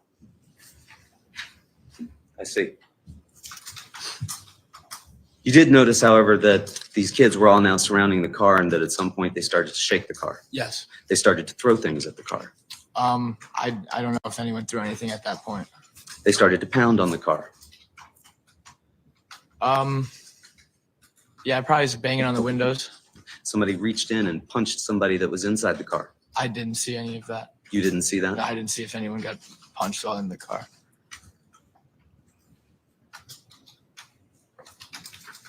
You were standing on the passenger side. How far away from the car itself? Probably 4 to 6 feet back. Could you have reached out and touched the car? No. Did you reach out and touch the car? Did I touch the car? Not to my recollection, no. Not to your recollection? Yeah, I don't recall encountering and going up and touching the car. Is that the kind of thing you'd forget? What do you mean? Like, would I forget touching the car? Yes, Probably not. but you simply don't recall whether or not you touched the car. I didn't touch the car. You didn't. I didn't touch the car. Now you recall that, but you didn't touch the car. Yeah. These other people were all touching the car. Yeah, they were on the sides of it. I was in the front, so I can't do anything from the front of the car. I see. You distanced yourself from the car. Essentially, yeah. You distanced yourself from the group. Not from the group. I was still with people. Same people that had you feel like you had to text the address. Um, I'm gonna object as to argumentative. I'll allow it overruled. sorry, but what was that? These same people that you felt like were making you text the address. I didn't feel like I was made to text anybody the address. But sure. So you went outside. Folks, there was, you described there as being a chain of cars that were there, correct? Yeah, there was a couple cars parked on the opposite side of the road as well. There were cars parked on both sides of the road, right? Yes, but significantly more on the other side. Significantly more cars were parked Yeah, on the there other was- side There of the might have road. been one or two car parked near the mailbox, but there was on the other side. It was lined up with at least like 4 to 6 of them. Okay. So the chain of cars were there. Were you standing between I the was. pilot and another car? They weren't too close to the other car because they were able to put it in drive and drive forward while turning left. So they were slacked back a little bit, but essentially, yeah, I was technically between 2 cars. Okay. But it wasn't a close gap. And you described that water bottles and a WD-40 can were thrown out of the vehicle, Yes. or were they thrown at the vehicle? No, the WD-40 can came out, which someone picked it up on the road and threw it back. Was anything else thrown back at the vehicle? There was like a water jug tossed. But I once they started driving up and down, like slowly, majority of us would fade into the inside. A couple of people trickled, like stayed outside, and that was really it. Like they just kept driving up and down. We thought it had been done by that point. How many times did they drive up and down? 3, 4 times. Not 2 to 3? Well, including their first speed down, and they come down and back up again. So it's at least 3. Could you see how many people were inside the vehicle? I know there was more. I didn't see specifically how many. There could have just been 4 of them. I don't think it was full. Now, when you were part of the group that collectively surrounded this car, you Yeah. wanted them to exit the vehicle, right? At that point in time, we didn't really have a game plan or an approach. We just went and were going to talk with them, which obviously was a little bit hostile, but we didn't know what was going to happen or what would happen. You didn't want to get payback for the Lazy Brook Road? Sure, it was in thoughts, but at that point in time, they're all sitting in a car. You can't do anything. So Can't do anything except lay hands on it, start rocking it, throw things at it, smash the windshield. yeah, sure. We rocked it and threw things at it because things were thrown. Like I had said before, I don't recall anyone doing anything to the windshield. I'm not saying it wasn't us or it was, but I didn't see any of that. You collectively attacked the vehicle, fair to say? Objection is the characterization. I'll overrule it. You can answer it. I wouldn't say attacked. We had a mass of people. If I wouldn't say necessarily attacked. No, you wouldn't. And you also can't tell us who laid hands on the vehicle, can you? No, there's a lot of people. Yes, you told us who was there. Enrico Fiola was present. Yeah. Sal Perry was present. Mm-hmm. Mike Samperi was present. Mm-hmm. Alex Burnson was present. Mm-hmm. Tanner was present. Mm-hmm. Yes. Yes. Jacob Villalobos was present. And you knew all these guys very well, correct? Yeah. You played sports with all of them, correct? You grew up with all these kids, I correct? did. But you can't tell us who it was that started shaking the vehicle. It's not that I couldn't tell you who, it's that I didn't specifically look around and remember who was who. I know who all my friends are, obviously, yes, but I don't know where their positions are. I don't know their experiences. I was paying attention to myself and looking at the car. I wasn't watching everyone else's doings.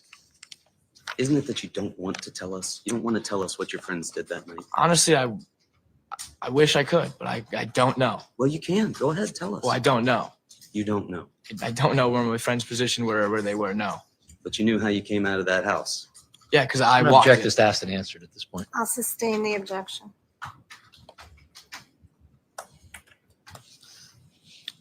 And you're telling us that they drove up and down the road 3 to 4 times, you've said? Yeah. Multiple times. And that at some point they drove off down towards Farmhouse Lane, correct? Mm-hmm. And would you agree that that is about 2 football fields away from where the Rich House is? Yeah, it's a good distance. And you claim that you saw only 2 of your friends walk down towards Farmhouse Lane, right? I just knew 2 specifically. There could have been more. I know that Ricky and Tyler went and encountered him. Do you know that because they told you that, or No, because you saw that? They were the ones that actually had discussed that they were going to go down and talk to them. So once they started going, I came back and I don't know if anyone else trailed after them. Did you see them go down to Farmhouse Lane? Yeah, I saw them. I walked inside, but I watched them head towards Lido. Yes. Those, you think only those 2 people were the ones that walked down there?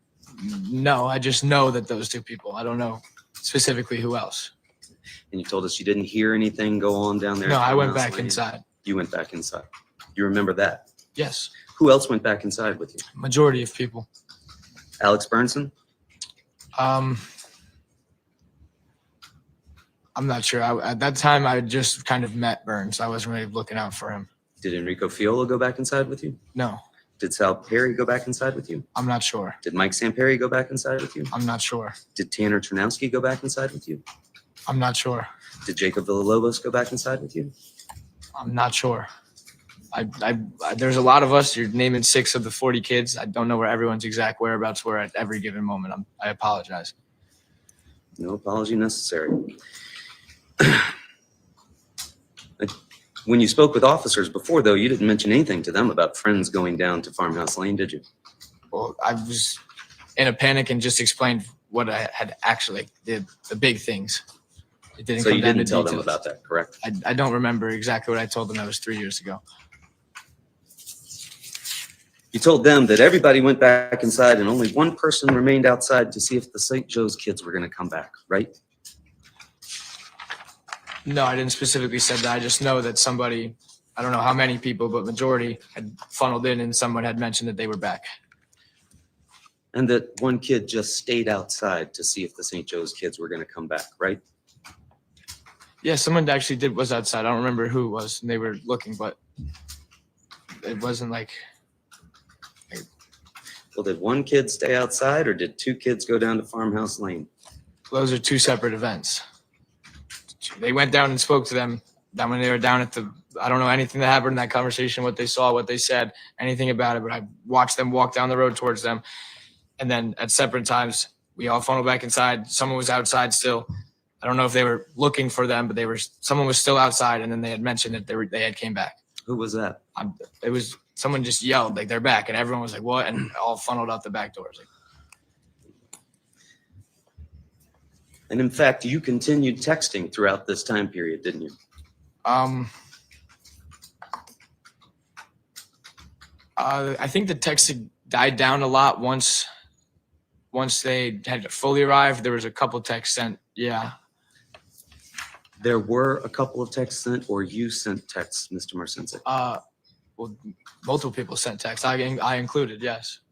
You sent texts, Yeah, correct? I sent text. They sent text. Multiple people sent text. In fact, you snapped a photograph of Mr. Snyder's car sitting outside and texted that with a caption on it, taunting them, didn't you? Yeah, This was after they had shown up and driven away, correct? no, that's as they just showed up. I took that picture first thing.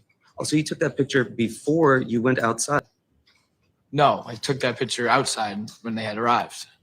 and you said, "Sitting ducks, ODE, very scared," right? Yes.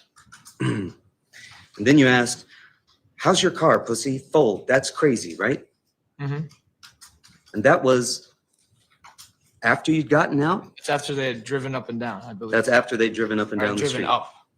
You're continuing to text them at that point, right? I believe so. Are you still feeling pressure to do that from other people? I never felt any pressure in the first place to be texting them. Oh, okay. You didn't feel pressure before when you sent the LGD 43 LGD address? No, there wasn't pressure to do that. It was dudes being dudes talking. Just dudes talking? I mean, yeah, we were expecting to fight, not any of this. You were expecting to fight.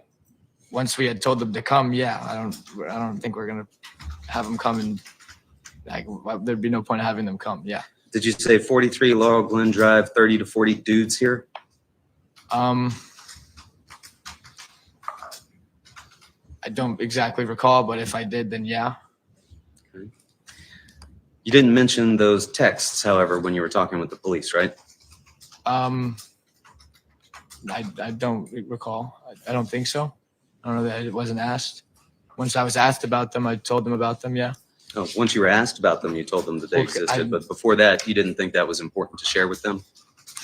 Not really. It was argumentative. It's a lot of just hearsay nonsense back and forth between the two of us. Yes, I told them where to go, but that doesn't invite anything that happened on that night. Mr. Marcinczyk, you didn't tell the cops about that because you thought it might get you in trouble, didn't you? I don't know exactly what my thoughts were when I was 16. I could have been scared. I'm not sure. You didn't think maybe you'd get in trouble for luring somebody over and then getting into a fight? I mean, you said it yourself. I said the address with how many people. I wouldn't necessarily call that luring. They knew what they were getting themselves into. Sir, what I said was you texted them the address, but you didn't say 30 to 40 dudes here, did you? That's what you said. That's not what I said, sir. Is Well, that I had a what you misconception. said? I need to be looking at the same text you're looking at. I don't remember text I sent 3 years ago. Let's see.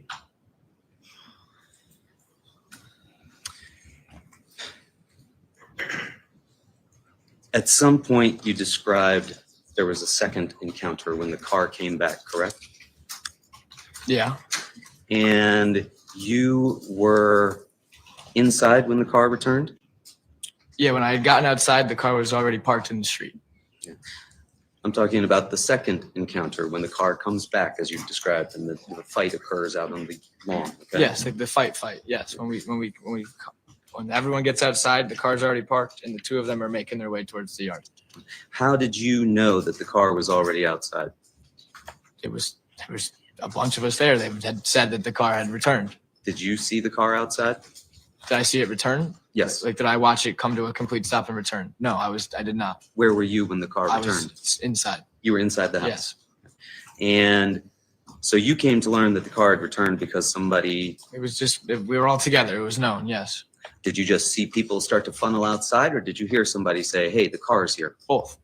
Both of those things Yeah. occurred. Car's here. We funneled outside. And you didn't think, guys, we should stay inside right now. There's really no need to go outside the house if the car's back. No, obviously not. I should have. It's a more mature way to look at it. Yeah. But I was 16 and immature and walked outside to go watch a fight. Go watch a fight. Yeah. Because at that point, no one was really involved. Like, the people arguing were the people arguing now. So at some point you get back outside into the yard. You see Tyler DeSilva out there. Yes. You see Raul Valle out there. Yes. And you see Jack Snyder out there. Jack Snyder was driving. Jack Snyder was driving is what you told us here today, but when you spoke with the cops, you said all three of them got out of the vehicle. Did you not? I don't recall if I said that back then. Like, I might have misconstrued it a little bit. All three of them were there, but Jack remained in the vehicle. And you did tell the officers that all three of the parties were out of the vehicle with the doors open, correct? I mean, at one point, all doors were open on the vehicle. You said everyone exited the house and approached the three parties on the lawn, correct? Yeah, Three parties, yeah. Snyder, De Silva, and Valle, correct? Yeah, I said that in the moment. I don't know why I said that, honestly, but probably didn't assume two dudes would hop out and fight everyone. I thought maybe he was out of the car. I didn't see him somewhere, but then I noticed him in the car once they got in and instantly drove off. And in fact, when you got out, you saw Tyler Rich and Tyler De Silva talking, correct? Yeah, there were words. Were they fighting at that point? No. And to your knowledge, did Mr. De Silva and Mr. Rich know each other? I can't speak. I want to say they did, but I'm not sure. And you said that they began exchanging words, correct? Yeah. And at this point, how many people from the party, the Shelton kids, were out there in the lawn? Majority of us, 30 to 40? probably 30. Not all kids were outside, and I know kids that stayed inside. Who were you standing beside? What was that? Sorry. Who were you standing beside? I was kind of near the vicinity of Tanner. I wasn't really like up with everyone, or with anybody specifically. Like, I was just kind of observing. What was Tanner doing? At the time, Tanner was observing, and then he pulled out his phone and eventually recorded. Tanner was filming this? Eventually, once the fight broke out, yeah, he took a video. Was he the only person filming? I'm not sure, but at least to my knowledge, yes. You were standing over by where Mr. De Silva was on the ground being attacked, correct? Yeah, well, him and Rich were wrestling on the ground, yes. It wasn't just Mr. De Silva and Mr. Rich that were going at it by themselves, was it? Honestly, they were like, them two were the main ones. They were on the ground with each other. It's not like no one else was with Tyler on the ground, or Tyler Rich I'm referring to. Like, no one else was helping him on the ground. But it was mainly just them two kind of going back and forth on the ground. Just the two of them. Everybody was standing back to the side, letting them go at it. I'm not going to speak up for people, or specifics, or like, I'm sure he caught a shot or two from somebody else, but like, it was mainly like, I remember seeing him on the ground. Rich had his shirt pulled up. Silva's whole back was out. I remember seeing it. Rich was on the ground. Silva was on top of him, but Rich kind of had him in like a chokehold kind of thing, but like, not really. Like, just like holding him down so he couldn't like get on top of him. And you had such a good view of that because somebody was using their phone to live stream that, and the flashlight was on, wasn't it? There was flashlights on, yeah. And somebody was live streaming that whole thing, weren't they? Live streaming? Yes, sir. I don't think anybody was live streaming this.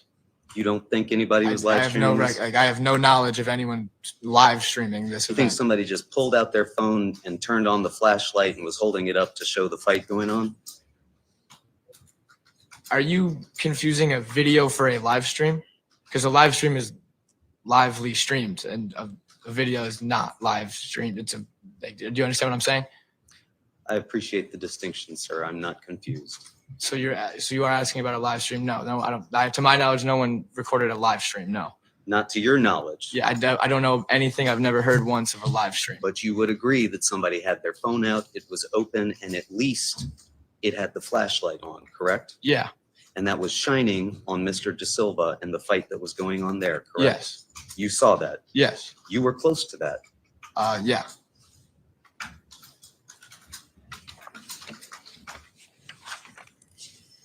You said the scene was chaotic, correct? Yeah. You've told us today that there were only 2 people that were in the yard that were fighting from the St. Joe's kids, correct? Yes. You told the officers there were 3, that it included Mr. Snyder, correct? there were 3 involved. I could have said it like that. He wasn't literally involved in the fight, but he was their driver. And you said Mr. Rich and Mr. De Silva began exchanging words, and they soon became involved in a physical altercation, correct? Yes, they eventually were involved in an altercation, yes. Again, how did they become involved in a physical altercation? Well, once it looked like to us that Lito was going to swing on our front tie, Rich had just thrown a punch onto him and then stopped worrying about him, and him and De Silva started fighting. I see. You said we thought that Lito was going to Like that was throw like a punch. everyone kind of saw it, like at least what. Sir, you don't know what everyone saw, do you? No, I don't. You're right. I'm sorry. I don't know. We all saw it, but I saw him make a little move towards Ty, and Rich punched him, and then he turned towards De Silva because whoever was over there was just dealing with that. You saw Mr. Valle Yeah, that's what started the fight, and then make once a he, movement of some sort? yeah, like they were squared Describe up to that each movement. other, just like he was like it was. He didn't make a big enough movement, but he twitched like in the wrong way that looked like it could have been aggressive, and obviously Rich is going to defend his boy. So the first punch was thrown by a Shelton High kid. That's correct, isn't it? Yeah. And that punch hit Mr. Valle, didn't it? Yes. And thereafter, it did become chaotic, didn't it? Yeah. In fact, everybody swarmed, the 30 or 40 of you, the 2 people that were there in that yard, correct? No, there was a lot of people also watching. It wasn't like, obviously we're not gonna like you saw pictures of them afterwards. They didn't get stomped on by multiple tens of people. Like there was a couple kids, yeah, on each of them, but like I once the fight broke out, I didn't see Lito anymore because it kind of the crowd and it went down. The crowd blocked that all, and I was just looking at De Silva fighting Rich. The crowd blocked it off because they were swarming. There were at least 8 to 10 people attacking both of them, correct? I can't say. I didn't see 8 to 10 people on De Silva, but I can't speak for Lito.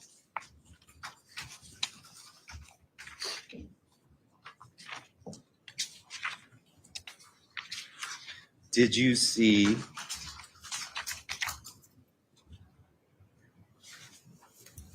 Mr. Villalobos involved in the fight? Towards the end, he actually put De Silva to his feet and shoved him towards the road with the help of a few of his other buddies. Did you see that, or did you watch a video? No, that happened because when I was watching De Silva fight, he got lifted up and pushed out. You saw that yourself. Yeah, I was watching. Like I said, I was able to see the De Silva interaction. Did you see Charles Connery involved in the fight? I did not see him involved. No, Did you see Ryan Hines involved in the fight? he was. I know he was on the left side, but he was in Lito's area. They were all crowded together, so I didn't see him specifically do anything. Didn't see Sal Perry involved in the fight? I'm not sure. You didn't see Michael Sampieri involved in the fight? I did not see Michael at the time. No, Didn't see Alex Bernson involved in the fight? I saw Alex Bernstein. Oh, what did you see Alex Bernson do? He would when he threw a couple punches at De Silva, but nothing crazy. Like he threw some extra ones, but while Rich was wrestling him, he gave him a few. Was he wearing a shirt? I think he had it off. It's hard to tell because there were a couple of folks that took off their shirts for this, right? I'm not sure. Burns a big dude, so he stood out, and I'm pretty sure he had his shirt off. Did you see Mr. McGrath involved in the fight? I did not. He was on the other side. Did you see Tyler Rich involved in the fight? Yes, Did you see Faison Teal involved in the fight? I did not. He was on the other side as well. Did you see Michael Lokovich involved in the fight? I don't recall if he was involved, but he was in my general area of De Silva. Did you see Tommy Connery involved in the fight? He was also on the farther side, so I'm not sure if he was in there or not.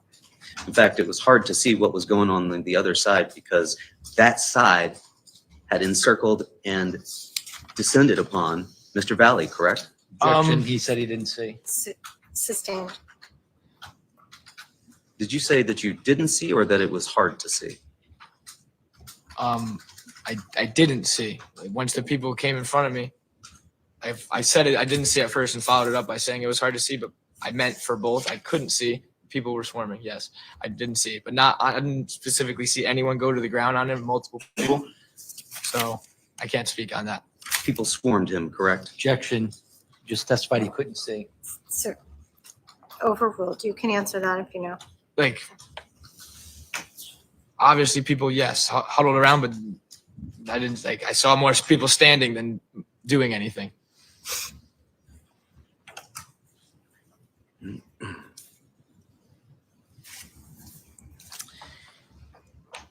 Did you remain in that same position throughout the course of this fight? Where you've described by the red bush and the Yeah, cement square? You did not yourself throw any punches? No.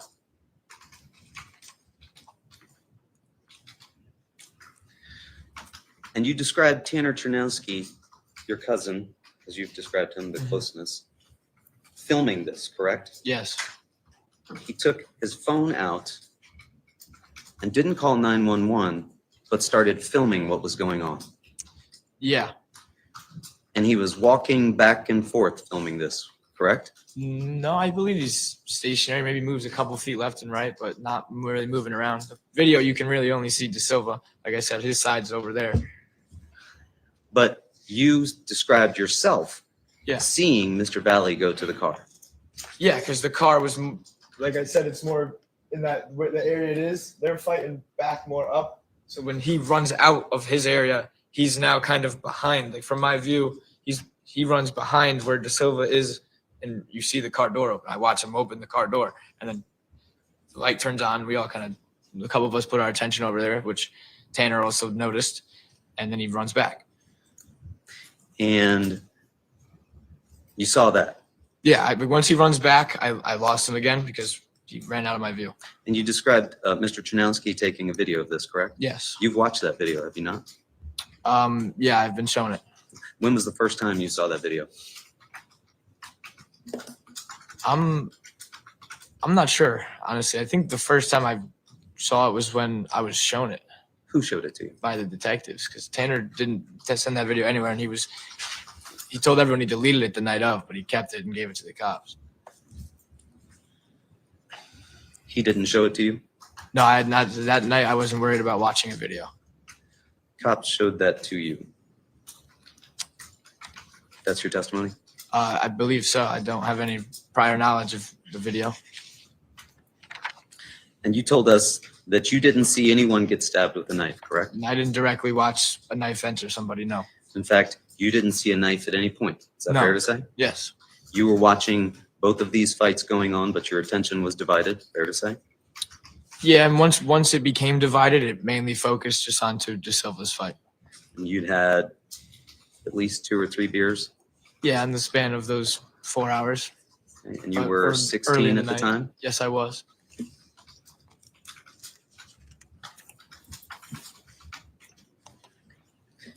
And you told the officers that Snyder, De Silva, and Valle hopped back into the Pilot and drove off towards Adams. Yeah, well, they were all into the car and they drove off. And you told us you'd been friends with Mr. McGrath, correct? Yeah, And that you'd known him since you were very young, correct? correct. And would you describe him as a cousin the same way you described Mr. Chernowski? No, because once we went to high school, obviously he went to prep. We grew apart a little bit, but it was still always love when we saw each other. You would describe him as somebody who was the toughest kid you know, right? Yeah, on a field, he was an animal. And that he wouldn't back down from anyone, right? No? And that if he saw his friends getting into a fight, he would join that fight, right? Objection, calls for speculation. Doesn't, and not if that's what he said. I'll overrule. The question continues to be, you've said. Is that correct, Attorney Smith? I beg your pardon, Your Honor, I'm sorry. Does the question continue to be that you've said these things? That he would Or describe him as that. describe him as? Yes, Your Okay. Honor. I'll allow it overruled. I'm sorry, repeat. That you would describe him as somebody who, if he saw his friends being in a fight, he would go out and join it, correct? Depending on the situation. If he saw his boys winning, probably not. If he saw his boys winning, probably he- not. Yeah, like he wouldn't just jump into a fight to fight. But if he saw someone punching his boys, he'd probably hop in. Objection is to probably. Sustained.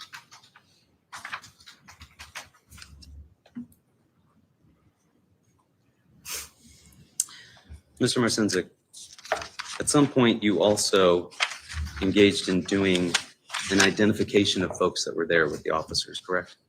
Yes. And you identified Mr. Valle as having been there. I'm sorry, what was the end of that? You identified Mr. Valle as having been there. Yes. You also identified another person as having been involved, correct? Tyler De Silva? Anybody else? Not sure.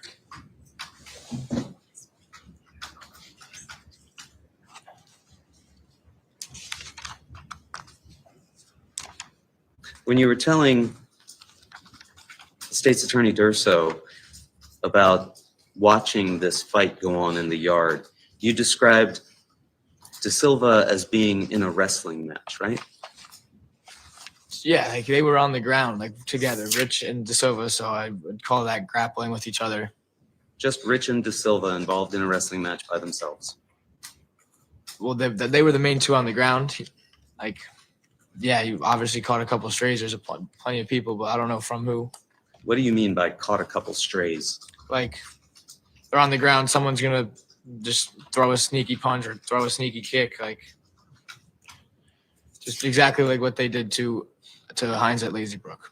Well, and you described Mr. Lakovich as being in the area, correct? Yeah.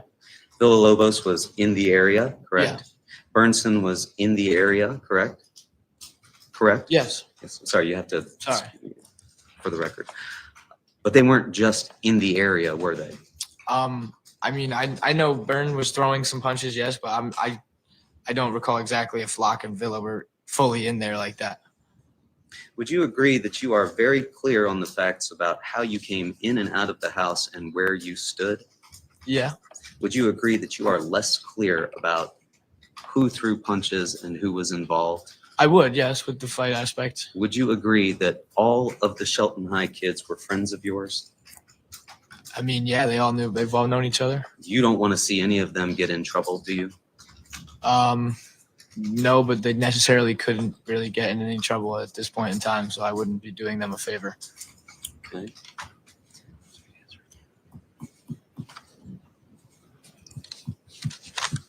You continued to text even after the fight had ended, correct? I believe I had sent some texts once because my phone was being nonstop lit up with calls, and I pulled out my phone to look at them, and I had noticed a text from them first. So I responded.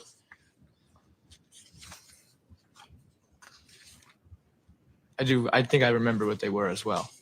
Oh, what were they? The final text was it. I received a text that said, "Let me know how surgery goes," and I responded out of childness. I was like, "Bro, look at your face. You'll probably never get a girl." Not really knowing the severity, just throwing something. But that's why I responded, because I read that text. You responded to Mr. Snyder, correct? Yes. Mr. Snyder said something about surgery, correct? Yes. And you responded something about look at your face. Yeah. I didn't know whose number that was, so I just gave it was a random number to me, so assumed it was maybe one of the people fighting, since he's sitting, like, I don't know. I didn't know who it was at the time.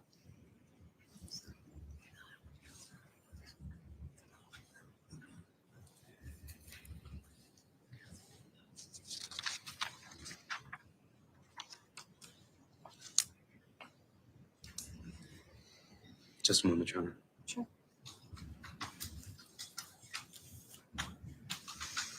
You told us when the swarm occurred on Mr. Valle, you couldn't see Mr. Valle anymore at that point, correct?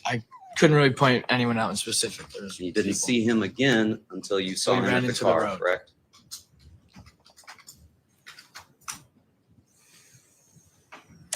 And then when he came back onto the lawn again, you lost sight of him again at that point, correct? I had lost sight of him, and the only thing that I had heard was Charlie Connery scream twice that he had a knife. You lost sight of him because that group swarmed him again, correct? No, he came back into it. He had all will to leave and brought himself back into it. That's your opinion, sir? I don't know. I watched him wailing, like no one pulled him back in from that car. He ran to their car and came straight back in.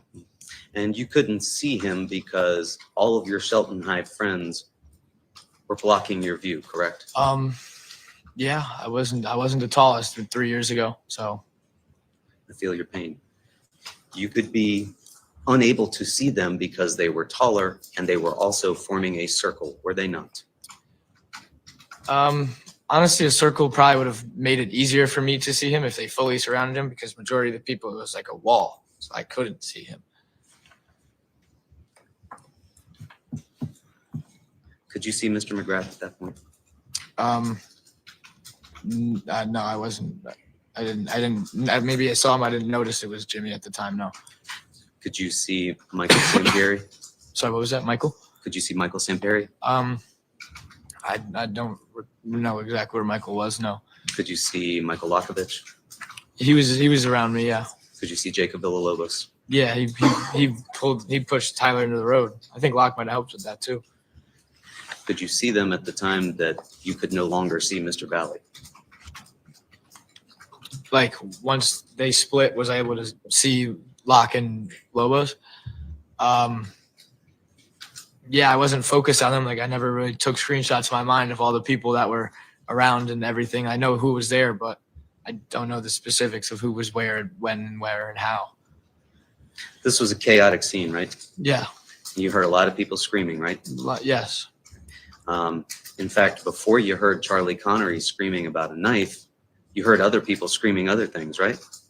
Not necessarily, because Charlie yelling he has a knife was significantly louder, and like everyone heard Charlie yell that. You didn't hear anything being said when Tyler DeSilva was being attacked? No. At least I don't recall. Like it was scuffling and shit talk. I don't remember exactly everything that was said. Thank you. Nothing further. All right. I'm assuming there's going to be some redirect. Yes. Is that correct? All right. This is a good time to take our morning recess. So we are going to break for 15 minutes for the morning recess. We'll pick back up at 12:15. Court stands in recess. Thank you.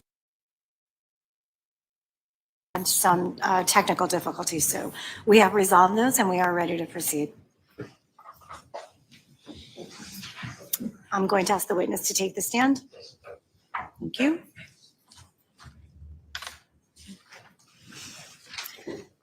Please watch your step, have a seat. I just want to remind you, you continue to be under the obligation of your oath. All right, and we'll bring the jury in. Thank you.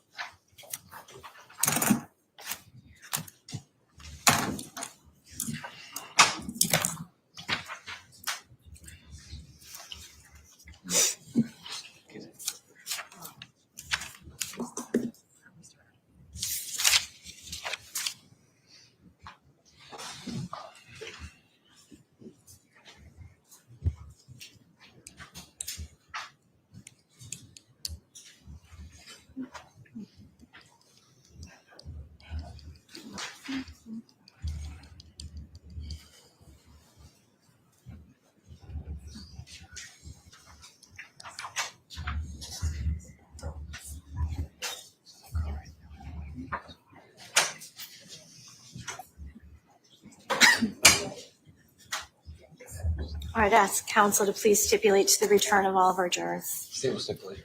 All right, thank you. Before we begin with redirect to the jurors, I just want to apologize for the delay. We did have technical difficulties. We've resolved them. We're good. And I'm going to ask the state to come on up and conduct its redirect. Thank you. Thank you, Aaron. Good afternoon. I want to direct your attention to your testimony on cross-examination when counsel asked you about this group chat that was going on. Early on in the group chat, you had mentioned on cross that there was a comment about going to Trumbull High School. Was that sent by anybody from your group? No. Was that sent by somebody from the St. Joe's group? Yes. Do you know who sent that? No, it was a random What number. was your understanding of the request to come to Trumbull High School? Why? To go fight there. Okay. And did anybody from your group go to Trumbull High School? No. And the back and forth in this group chat, you indicated it was argumentative. Do you know the subject of why there was this back and forth between you and your friends and the St. Joe's group?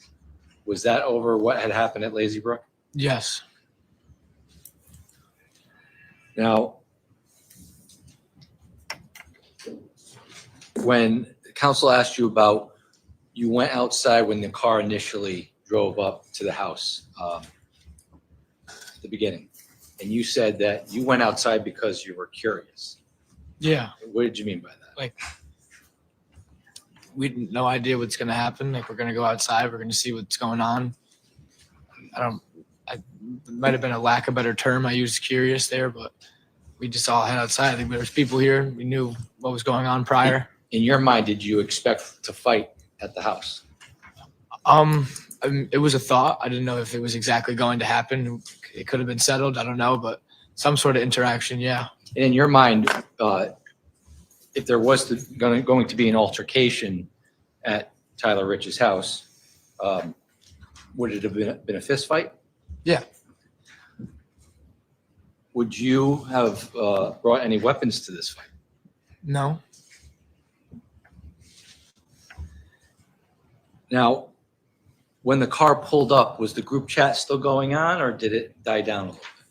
It's like once we were in in-person interactions, they died down. There were still texts here and there, but it significantly died down once we were in the same vicinity. Now, when the car took off down the street, and I think your testimony was went up and down the street a few times, you indicated they threw things at you guys threw things back.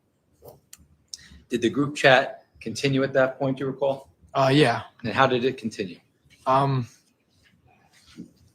was text on both parts. Let me ask you this. Did you say anything in the group chat when the car was driving back and forth or after? Yeah, it What was did you say? something along the lines of like throw stuff at our cars, throw stuff at us, like good one, like get out of the car.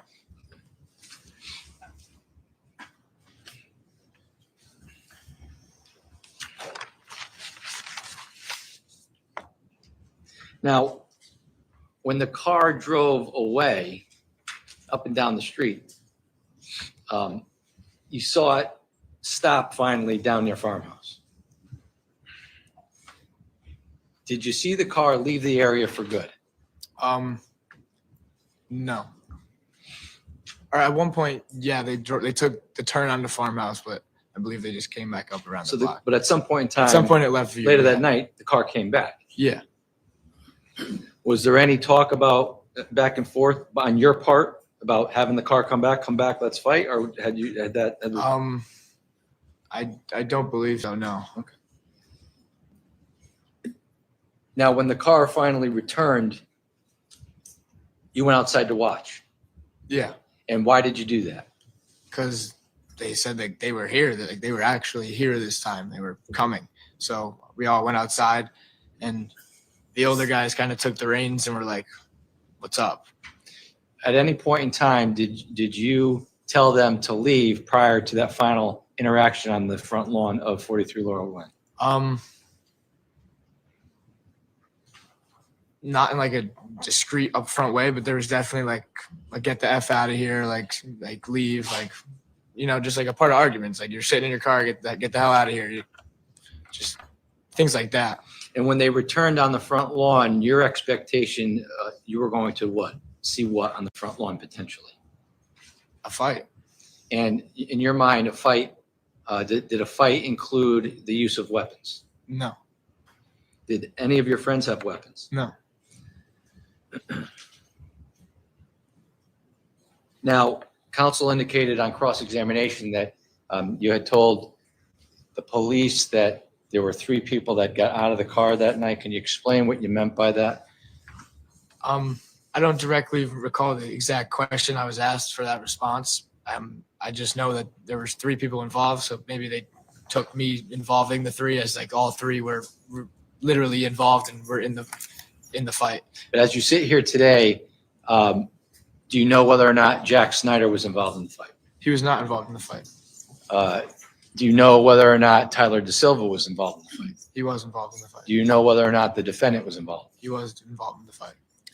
And do you know whether or not Tyler DeSilva and the defendant were the only two individuals on that front lawn from that car? Yes. So they came back. Yes. And based on the nature of what was said during the interaction between Tyler Rich and Tyler DeSilva and the defendant and Ty Wood and Ryan Hines, was the tone of that conversation, not what they said, but was the tone peaceful? No.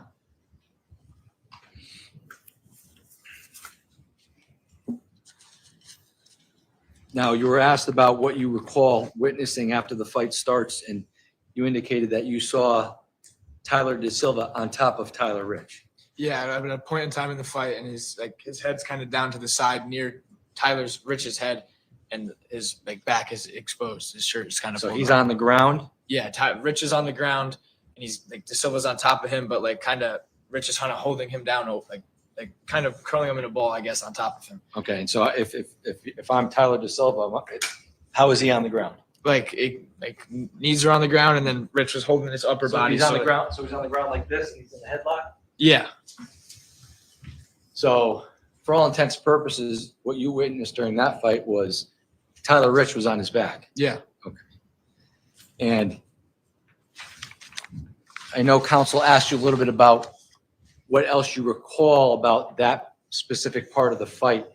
Do you recall seeing Alex Bernstein there? And what do you recall about his involvement in that part of the fight? He was a bystander at first, but we kind of all really met him that night. He was a friend of Tanner's that had came along because I guess he had heard about it all. But he got involved, but not for terribly long. He got in, threw a couple punches, and then it kind of stopped. It was When you say he threw a couple punches, were they hard punches? I couldn't judge. They were body shots. I know that. Okay. And when you say body shots, do you recall where they landed? Probably around this area On his back? on either side. Yeah. Okay. And do you recall if Michael Samperi was in the area? I don't recall if Michael was in there. Do you recall if Sal Perry was in the area? I don't remember seeing Sal. Do you recall Ricky or Enrico Fiola in the area? He was in the area. Was he involved in the fight? I didn't personally witness him do anything. Do you recall whether or not Jacob Villalobos was involved in the fight? When I noticed Jake was there, he was when he would finally pried him apart and push DeSilva out to the road. That's when I first really realized it was Jake Villa. So Jake Villalobos came over and pushed DeSilva out into the road? Yeah, he pushed him out, and I think collective was just get out of here, done. It was a short thing. The fight between both of them at the same time was probably a minute long at most. And when that happened, at what point did you see the defendant come back into the fight?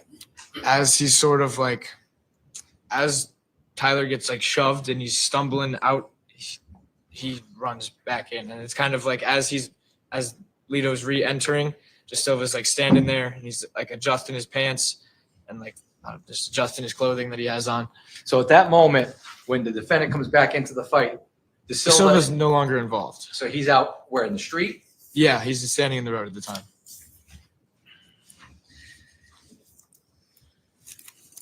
Now, this defense counsel asked you about Jimmy McGrath. You grew up with Jimmy? Yeah. How well did you know him? I know him pretty well until we split to high school, but I still would see him. I saw him pretty often. We'd see each other every couple months. And did you play sports with him? I did. I played lacrosse with him when we were younger.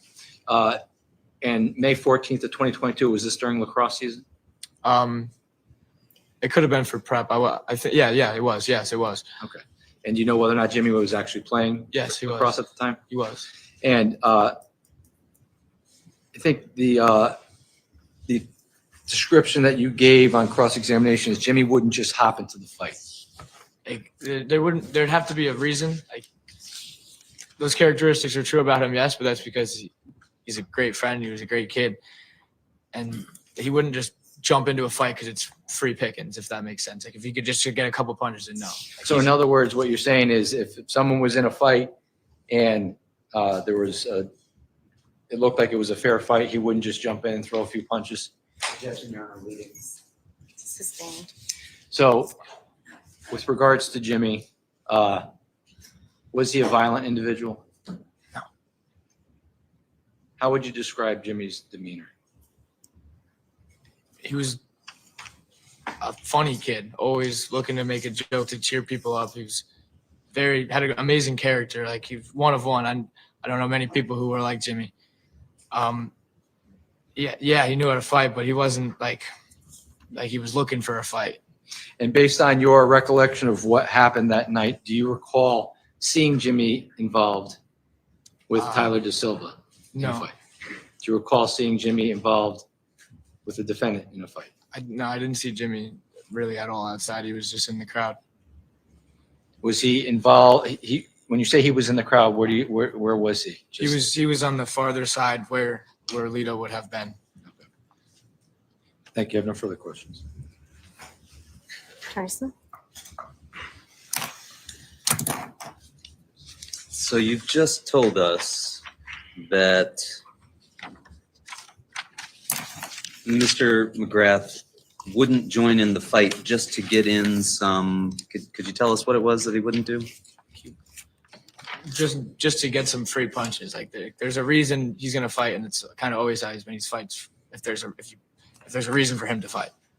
So he wouldn't join in with the group and swarm and start kicking somebody that was down on the ground. Not while if you're claiming he was swarmed while witnessing that. No. He wouldn't join if there was a swarm. He wouldn't join that swarm and start getting in some kicks. From the way I know Jimmy, no.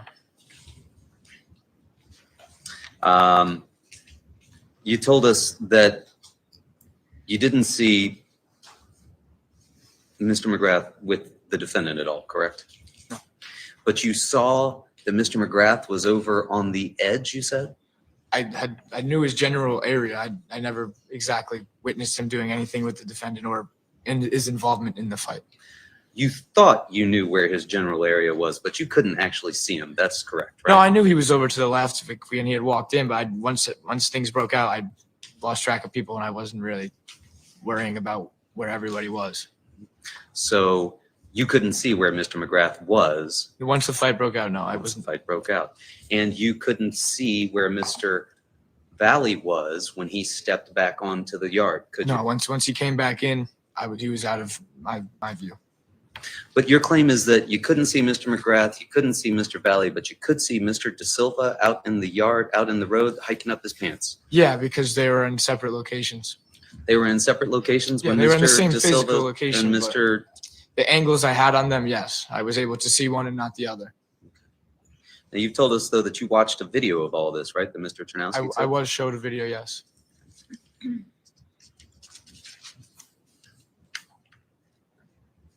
And that video was shot from a different perspective than where you were standing, correct? Pretty similar. Were you standing beside Tanner Ternowski? Not directly, but I was near him, yeah. Was he standing over by the cement square and the red bush? Yeah, he was closer to the fight. He was closer to like front row. How far away were you from Mr. Ternowski? Tanner's probably at this picture to that right, which would be in front of the tree, and I'm, like I said, near the concrete in the bush. So a couple feet. It's not terrible. And you saw that video after you gave your original statement, correct? Yeah. How many times do you think you've watched that video? I think I've been shown it maybe 3 or 4 times. You've been shown it 3 or 4 times by somebody from the Yeah. state's attorney's office or the police? Maybe 2 or 3 times. I remember a while back and I was updated. And that's about it. You've never watched it on your own? I never had it, no. So you've only watched it when you've been shown it by somebody from the police department or the state's attorney's office? Yes, I believe When so. was the last time you watched that video? Our prior meeting, which I think was like 2 weeks ago, maybe a week and a half. Week and a half ago or so, you saw that video. Yeah. today you would agree you've testified slightly differently than what you told the officers when you first spoke to them about what you witnessed. Yeah, maybe they wrote down some things they took a little bit differently. Sir, do you think that your recollection has in any way been affected by your viewing of that video? No, because I was actually asked to describe what had happened before I was shown the video. When I was with my when I was shown the video, so they were pretty similar. They lined up. And it's your testimony then that you were able to see Mr. De Silva out in the road, but you could not see Mr. McGrath or Mr. Valle. Yeah, once he came back in, or Lito came back into involvement, I lost view of him. And you told us that Mr. Burnson showed up that night, and it was the first time that many of you had met him. I can't speak for all. I had met him. Like, he was a new name to be brought around. Okay. And he showed up because he had heard about it all. He was there like before they were. They, as in the St. Joe's kids, but like Tanner obviously knew, so I think them two together, and Byrne just wanted to come hang out. So he'd been recruited to come there. Not necessarily recruited. It's not like we needed any assistance like that or anything like that. You already had 30 or 40 people there. Yeah, You told us you didn't go to Trumbull High, right? no. Why not? So I was in Shetland and I wasn't driving to a public high school to potentially fight somebody. Want to do that on your home turf? Not even home turf. It's just stupid to fight at a high school. It's surrounded in cameras, and it's also, yeah, like I think some of them are from Trumbull. I don't know, but that's like, we're not going out of our way to go to Trumbull High School. So you didn't want to go to Trumbull High School because there were cameras there. Yeah, like that's just reasons. Like it'd be stupid to go have a fight at a public location. Not because you didn't want to have a fight, right? Yeah, and more so, we didn't want to go to them. We had no real desire. You had 30 or 40 people there. Why not bring them there, right? No, wouldn't bring them there. Nothing further. Anything else? Nothing from the state. All right, very good. All right, so you can step down. Please watch your step as you exit the room.